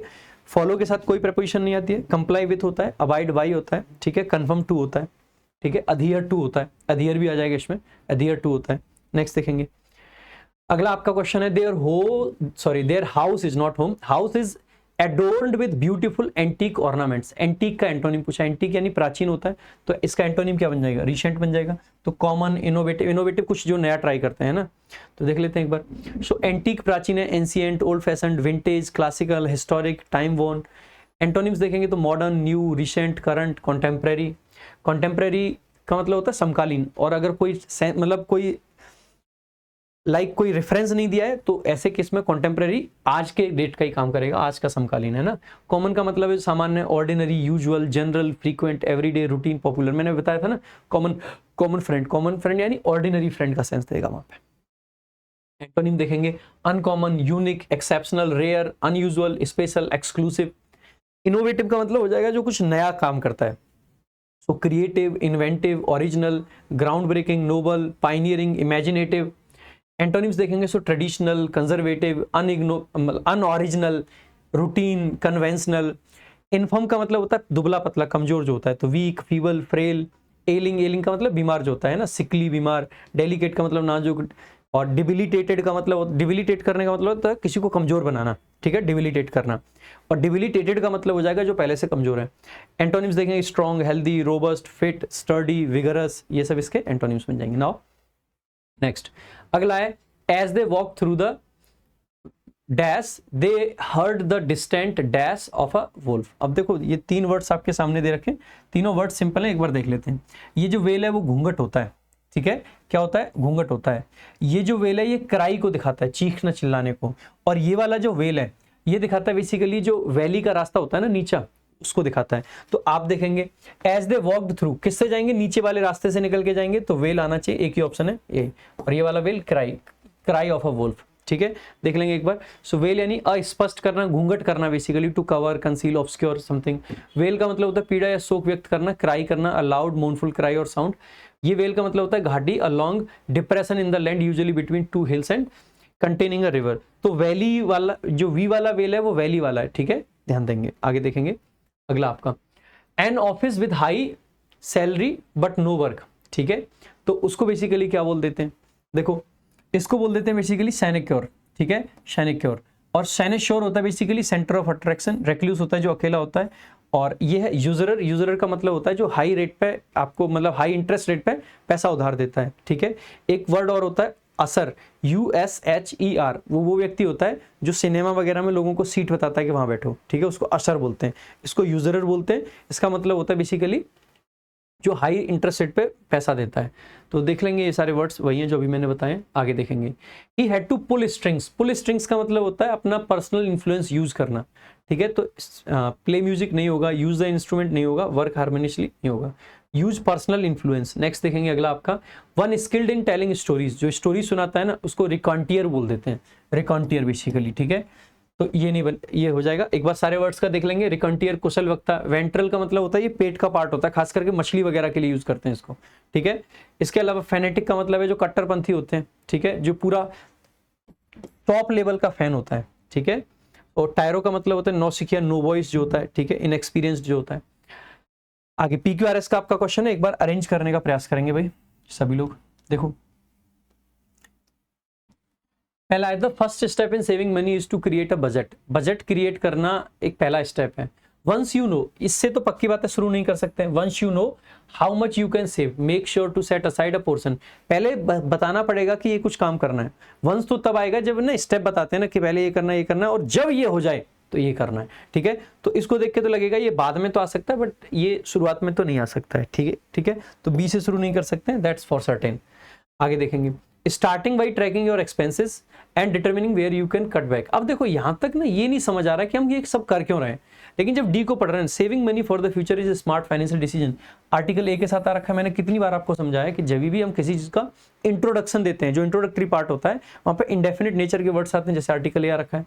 जब हम किसी चीज की डेफिनेशन बताते हैं, ठीक है, जब हम कहते हैं कि कोई चीज क्या है, कैसी है, वो सामान्यतः शुरुआत में आता है। Saving money for future is a smart financial decision, ये एक अच्छा डिसीजन है, तो ये शुरुआत में आ जाएगा। अब हम क्या करेंगे, इस डिसीजन को लेने के लिए सबसे पहला स्टेप क्या है, फर्स्ट स्टेप जो बनेगा वो ये बनेगा, the first step in saving money is to create a budget, के बजट बनाओ। और जब आपने बजट बनाना है तो क्या करना है, start by tracking your expenses. पहले अपने एक्सपेंसेस को ट्रैक करो, उसके बाद में डिटरमिन करो जहां पे आप कट बैक कर सकते हो। और जब आपने ये सब मान कर लिया है, once you know how much you can save, भाई यहाँ पर दे रखा है ना कि जब आपको पता है कितना सेव कर सकते हो, वो यहां से पता चल रहा है ना कि कहाँ कहाँ कट लगा सकते हैं, ठीक है, तो वहां से पता चला तो लास्ट में आ जाएगा। तो DACB is the correct answer, ठीक है। आगे देखेंगे अगला आपका क्वेश्चन है, God helps those who help themselves, ठीक है। सो इसका बेसिकली पैसिव में बनाना है आपको। तो गॉड आपका सब्जेक्ट है, हेल्प्स आपकी वर्ब है, दोज आपका बेसिकली इसका ऑब्जेक्ट आ जाएगा, हु आपका रिलेटिव प्रोनाउन है, हेल्प वर्ब है, और देमसेल्व्स उसका ऑब्जेक्ट है। अब देखो जैसे आपने देखा ना इंडेफिनिट टेंस आ रखा सबसे पहले प्रेजेंट का इंडेफिनिट है, those who help themselves help God, ये तो मीनिंग ही बदल जाएगा, ठीक है। अगर पैसिव बनाना इंडेफिनिट का तो इज-एम-आर के साथ में वर्ब की थर्ड फॉर्म आना जरूरी है। यहाँ पे भी इज-एम-आर कुछ नहीं है, यानी कि ये भी पैसिव आपका नहीं बनेगा। Those who are helped by themselves, अब आपको एक बात पता होनी चाहिए, एक तो ये वाला ऑप्शन दिखेगा those who help themselves are helped by God, एक ये दिखेगा यहाँ पे दोनों चीजों को पैसिव कर दिया, यहाँ पे एक को किया है। अब आपको लगेगा सर एक को पैसिव करना चाहिए, दोनों को करना चाहिए, तो उसके लिए ना बहुत सिंपल बात है कि अगर आपका किसी वर्ब का ऑब्जेक्ट रिफ्लेक्सिव प्रोनाउन है और या फिर आपका रेसिप्रोकल प्रोनाउन है तो उसको पैसिव में चेंज नहीं करते हैं। यहाँ पर रिफ्लेक्सिव प्रोनाउन आपका ऑब्जेक्ट है, इसको पैसिव में चेंज हम लोग कर ही नहीं सकते, ठीक है। तो इसको पैसिव में चेंज नहीं कर सकते, तो ये वाला पार्ट ऐसे ही रहेगा। इसमें तो इसको पैसिव में बना दिया, ये तो गलत हो गया। डी ऑप्शन आपका करेक्ट आंसर है। ये वाली आपको इन्फॉर्मेशन ना काम मिलेगी, ठीक है। मैं जस्ट आपको बता रहा हूँ, जैसे हमने रामबाण लिखी उस टाइम पे हमने एक एक पॉइंट को बड़ा कंसीडर करा। जो वॉइस का चैप्टर है ना आपका, ठीक है, वॉइस नरेशन में जो चैप्टर है, जब वॉइस का चैप्टर आप खोलोगे तो लेट मी टेल यू कौन सी जगह पे है, तो पेज नंबर 330 है और 8 नंबर पे जब हम इंपॉर्टेंट पॉइंट्स दे रहे थे कि एडवांस्ड पॉइंट्स, जैसे हमने हर चैप्टर में क्या करा, एडवांस्ड पॉइंट्स रखे कुछ कि भाई ये पॉइंट्स ऐसे हैं जो एडवांस्ड हैं, जो कि बच्चे को शुरू में पता हो ना पता हो फर्क नहीं पड़ेगा, लेकिन जैसे जैसे वो आगे सीखेगा तो ये पॉइंट्स पता होने चाहिए। तो एडवांस्ड पॉइंट्स में 8वां जो पॉइंट है उसका जो केस 1 है वो ये है कि जब ऑब्जेक्ट एक रिफ्लेक्सिव प्रोनाउन हो तो पैसिव नहीं बनाते, जब ऑब्जेक्ट एक रेसिप्रोकल प्रोनाउन हो तो पैसिव नहीं बनाते। 330 नंबर पेज पे एकदम बॉटम पे आपको दिख जाएगा। तो ये सब चीजें हमने मेंशन करी हैं। सो अगर ऑथेंटिक किताब आपको अगर कोई चाहिए so you can check out English Rambaan, जो कि काफी अच्छी किताब है, आप चेकआउट कर सकते हैं। नाउ ये आपका नरेशन का क्वेश्चन है, he asked what time does the train leave. अब जैसे ही देखा ना डज द ट्रेन लीव, इसका मतलब है कौन सा टेंस है, प्रेजेंट का इंडेफिनिट। नरेशन में आगे क्या है, पास्ट है। पास्ट है इसका मतलब है कि ऑब्वियस सी बात है कि इसको चेंज करके किस में ले जाएंगे हम, आपका प्रेजेंट इंडेफिनिट से पास्ट इंडेफिनिट। यहाँ पे क्या है, लीव्स तो प्रेजेंट है, यहाँ पे क्या है, डज तो प्रेजेंट है, यहाँ पे क्या है, विल फ्यूचर है। कौन सा ऑप्शन हो जाएगा, लेफ्ट वाला। So that's the only correct answer. Next देखेंगे अगला आपका। अब ये लास्ट पार्ट है आपका जो कि पूरा का पूरा पैसेज है क्लोज टेस्ट का, ठीक है। एक बार इसको भी देख लेते हैं। Most people find their lives purposeless, कहा गया है मोस्ट पीपल, देखो सब्जेक्ट है, ठीक है। फाइंड आपका वर्ब है, क्या पाते हैं अपनी लाइफ्स को और कैसा पाते हैं, पर्पसलेस। सो फाइंड के आगे ऑब्जेक्ट आता है, फिर ऑब्जेक्ट का कॉम्प्लीमेंट आता है, तो देयर लाइव्स ऑब्जेक्ट है और पर्पसलेस जो है वो कॉम्प्लीमेंट है, ऑब्जेक्ट कॉम्प्लीमेंट, ठीक है। तो ये लाइव्स नाउन है, देयर आपका पॉजेसिव केस है, पर्पसलेस एक एडजेक्टिव है, ठीक है। पर्पसलेस पाते हैं, वेस्टेड पाते हैं एंड वर्थलेस पाते हैं, तो ये पूरा का पूरा कॉम्प्लीमेंट का काम कर रहा है, ठीक है। तीनों एडजेक्टिव्स को जोड़ रखा है यहाँ पे। ज्यादातर लोग अपनी लाइफ को पर्पसलेस, वेस्टेड, खराब, वर्थलेस, बेकार का पाते हैं। That is why with an ordinary illness or some slightly dash situation the individual prays for an end to his life. और यही कारण है, दैट्स वाई एक तरीके से आपका ये कंजंक्टिव एडवर्ब के तरीके से काम करता है, ठीक है। So that's why with preposition है जिसका ऑब्जेक्ट है एन ऑर्डिनरी इलनेस, ठीक है। तो ऑर्डिनरी इलनेस उसका ऑब्जेक्ट है और सम स्लाइटली डैश सिचुएशन। अब देखो इलनेस की बात करिए, कुछ नेगेटिव है तो सिचुएशन के आगे कोई नेगेटिव एडजेक्टिव लगाना पड़ेगा हमें। तो कैसी, फेवरेबल पॉजिटिव एडजेक्टिव है, रीजनेबल पॉजिटिव एडजेक्टिव है, अनफेवरेबल नेगेटिव है, ड्यूरेबल तो अलग चीज हो जाएगी, है ना। तो इसका मतलब है कि अनफेवरेबल सिचुएशन लिखेंगे, क्यों, क्योंकि अगर एंड मतलब और से पहले हम कह रहे हैं ना कि सिचुएशन कैसी हो, या तो कोई इलनेस हो या फिर कोई थोड़ी सी अनफेवरेबल सिचुएशन हो, तो जो इंडिविजुअल होता है, जो व्यक्ति होता है वो प्रे करता है। तो इंडिविजुअल सब्जेक्ट आ गया, यहां तक अभी तक सब्जेक्ट और वर्ब नहीं आया था आपका, क्योंकि दैट इज वाई को मैंने कहा है कि आप इसको ना एक कंजंक्टिव एडवर्ब के तरीके से पढ़ो, ठीक है। दैट्स वाई जो कि बेसिकली किसी चीज का रिजल्ट बताने के लिए आता है, ठीक है। सो इंडिविजुअल बेसिकली क्या आ गया आपका, सब्जेक्ट आ गया, ठीक है। प्रेज बेसिकली क्या आ गया, वर्ब आ गया, ठीक है। और किस चीज के लिए प्रे करता है, तो फॉर प्रेपोजिशन जिसका ऑब्जेक्ट है एन एंड, किस चीज का एंड, टू हिज लाइफ, अपनी लाइफ का। एंड टू समथिंग होता है तो एंड के साथ टू प्रेपोजिशन आता है, फिक्स्ड है, ठीक है। In the opinion of one psychologist, एक साइकोलॉजिस्ट के ओपिनियन में, ठीक है। सो देखो ध्यान देंगे, हम अक्सर करके लिखते हैं अकॉर्डिंग टू, यहाँ पे हम लिख सकते थे अकॉर्डिंग टू वन साइकोलॉजिस्ट, लेकिन according to Mohan, according to Ram, according to Radhika, ये सब लिख सकते हैं, लेकिन हम अकॉर्डिंग टू मी नहीं लिखते। आपको ये भी ध्यान रखना है, इस पर ग्रामर के क्वेश्चन आते हैं। अकॉर्डिंग टू मी की जगह पे हमें लिखना होता है इन माई ओपिनियन, ठीक है। तो यहाँ पे इसी तरीके का स्ट्रक्चर है, in the opinion of somebody, ठीक है। सो एक साइकोलॉजिस्ट है, उसके ओपिनियन में एवरी पर्सन यानी कि प्रत्येक व्यक्ति थिंक्स, एवरी पर्सन है, सिंगुलर नाउन है तो सिंगुलर वर्ब आ जाएगी। ऑफ प्रेपोजिशन है जिसका ऑब्जेक्ट है, ऑफ के बाद में वर्ब की आईएनजी फॉर्म जीरंड आएगा, मैंने थोड़ी देर पहले बताया था। कमिटिंग, क्या कमिट करने का सोचते हैं, suicide more than once in his life. एक साइकोलॉजिस्ट ये कह रहे हैं कि हर व्यक्ति कम से कम एक से ज्यादा बार अपनी लाइफ में सुसाइड करने का सोचता है। ध्यान देंगे मोर देन वन के साथ में, वैसे तो यहाँ पे वंस लिखा हुआ है, मोर देन वन होता है ना तो उसके साथ में आपका सिंगुलर नाउन और सिंगुलर वर्ब का प्रयोग करते हैं। मोर देन वंस यानी एक बार से ज्यादा इन हिज लाइफ, अपने जीवन में।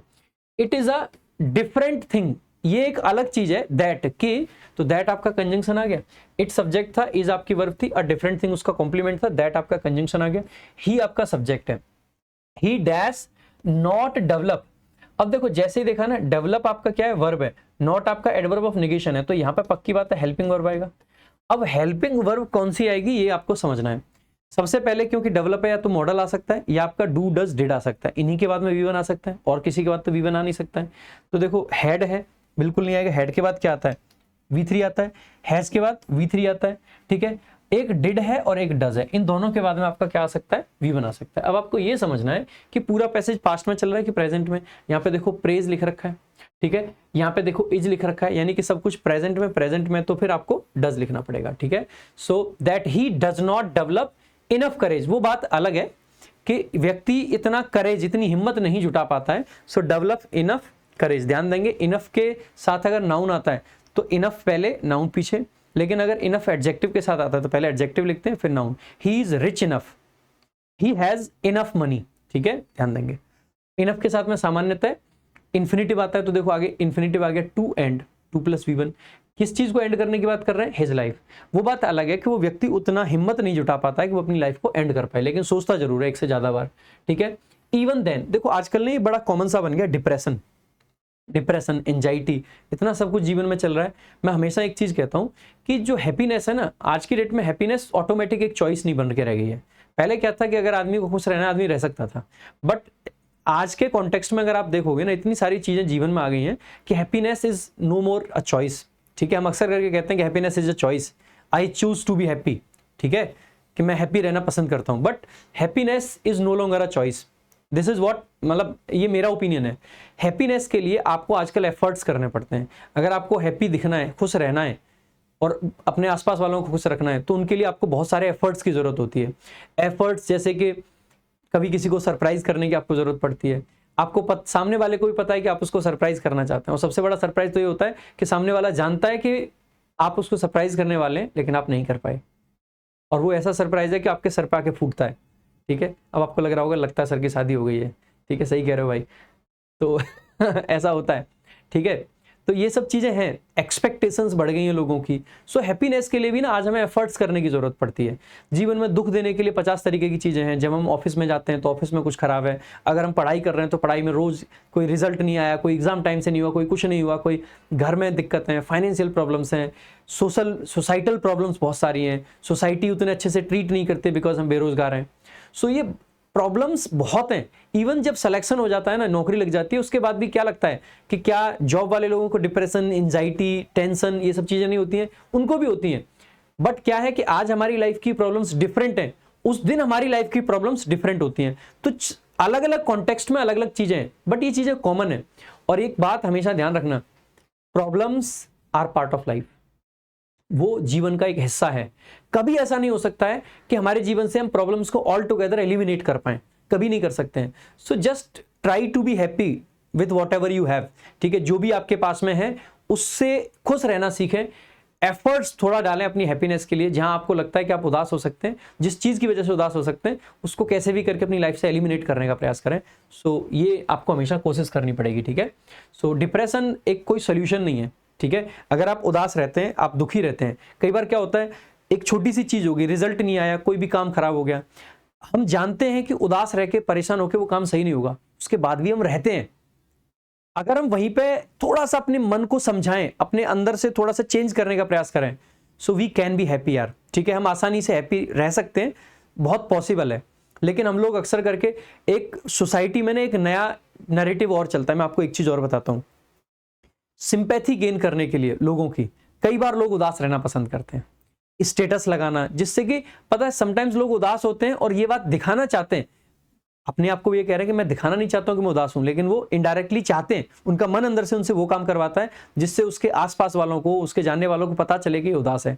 स्टेटस ऐसे लगाएंगे, ध्यान रखना ये जो नेगेटिव स्टेटस होते हैं, फेसबुक पोस्ट होती हैं, ये सब आपके लाइफ में नेगेटिविटी को बढ़ाएंगी, घटाएंगी नहीं। अगर आप आज उदास हो और उसके लिए आप 4 बार नेगेटिव स्टेटस लगा दोगे, I can give it in writing कि आप धीरे धीरे उस तरफ और बढ़ते जाओगे। आप 2 नेगेटिव पोस्ट सोशल मीडिया पर करोगे, आपके जो सोशल मीडिया उसके फीड में ना रोज नई नई शायरी, जमाने ने आपके साथ कितना बुरा किया है, अरे जिन्हें आज तक किसी ने ढंग से घास तक नहीं डाली ना, वो ऐसी पोस्ट लगा रहे होते हैं समटाइम्स कि पता नहीं उसके साथ में जमाने ने क्या कर दिया। सच बता रहा हूं मैं, जस्ट ये क्या है, लाइफ का एटीट्यूड है, हाउ यू सी लाइफ। ठीक है, ये बहुत जरूरी है कि आपका लाइफ के प्रति एटीट्यूड बहुत पॉजिटिव होना चाहिए। ठीक है, सो लाइफ के प्रति आउटलुक आपका अच्छा होना चाहिए।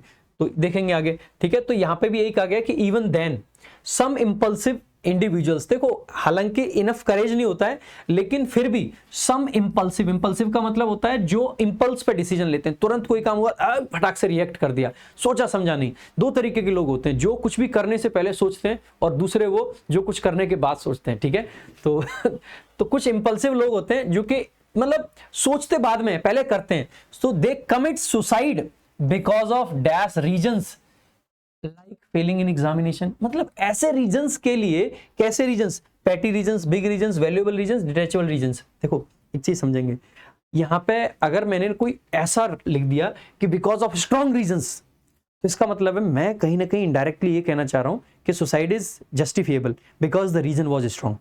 समझ रहे हो? लेकिन मुझे यहाँ पे कोई ऐसा वर्ड लिखना पड़ेगा जिससे कि ये जो रीजन है ना, फेलिंग इन एग्जामिनेशन, हो सकता है आपके लिए एग्जाम में फेल होना is a big thing, may be the biggest thing.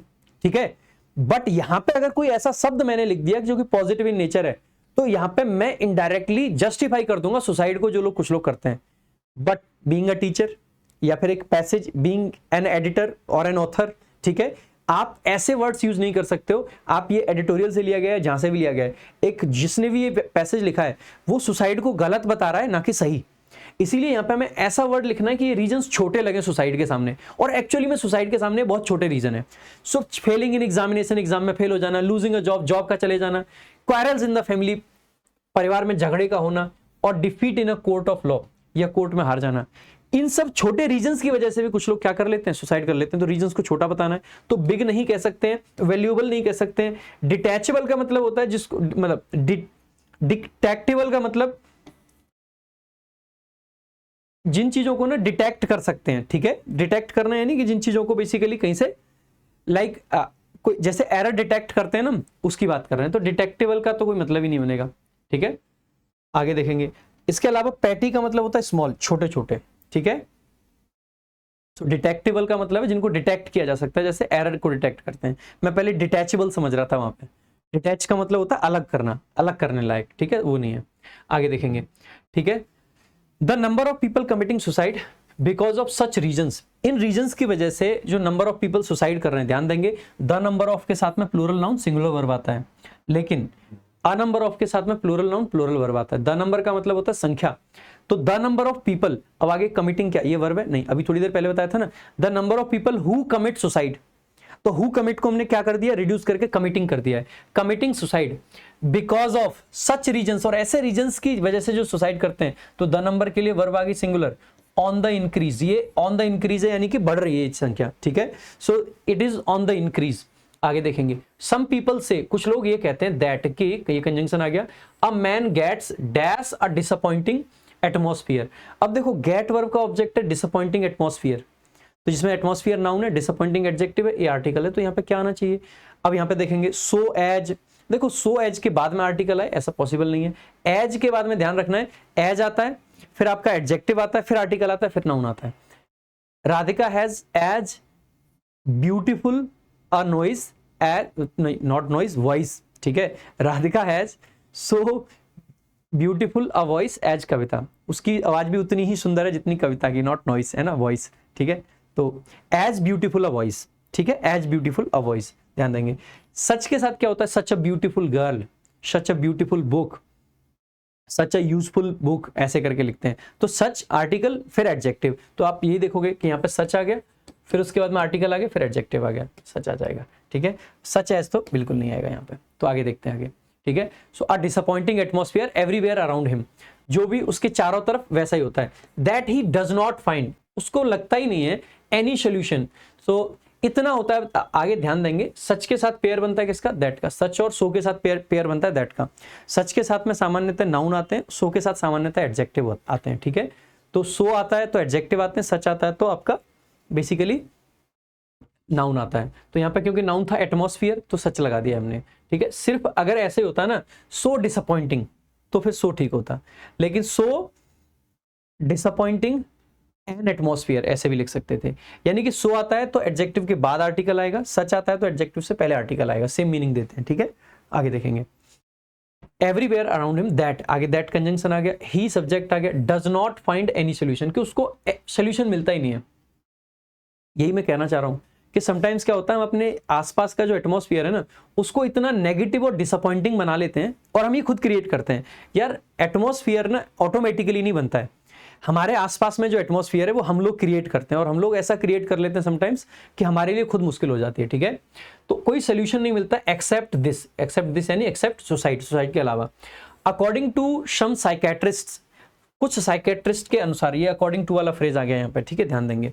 People subject आ गया विथ डैश टेंडेंसीज, कैसी टेंडेंसीज वाले, और कौन से लोग, who are unable to express them, वो लोग जो खुद को एक्सप्रेस नहीं कर पाते हैं। Destroy themselves by these tendencies, कौन सी टेंडेंसीज से लोग खुद को डिस्ट्रॉय करेंगे। एमिकेबल, एमिकेबल का मतलब फ्रेंडली, क्या जो दोस्ताना व्यवहार वाले लोग हैं खुद को मार लेंगे। एमिएबल बिल्कुल भी नहीं, एमिएबल का मतलब है फ्रेंडली। क्या वोरेसियस आ जाएगा, बिल्कुल भी नहीं, ग्रीडी होता है ना, तो वायलेंट आ जाएगा। वायलेंट टेंडेंसी वाले खुद को मार लेते हैं। Some persons find themselves so much lonely, कुछ लोग अपने आप को इतना लोनली अकेला पाते हैं, एंड हेल्पलेस दैट, कि अब देखो यहां पे आप पाओगे लोनली क्या है आपका, एडजेक्टिव है तो सो आया है, और सो के साथ किसका पेयर बनाया, दैट का। यहाँ पे एटमॉस्फियर क्या था, नाउन था, इसीलिए क्या आया था, सच आया था, और सच के साथ किसका पेयर बनाया था, दैट का। इतना खुद को लोनली पाते हैं that they find no benefit, कि उनको कोई बेनिफिट नहीं मिलता है in living, and they think why not commit suicide.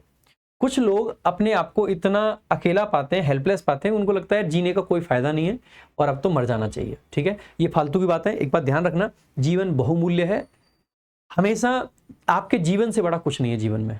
ठीक है, तो आपका जीवन बहुत बड़ा है, और सुसाइड करना तो पाप है, इट इज अ क्राइम, पाप होने के साथ साथ क्राइम भी है।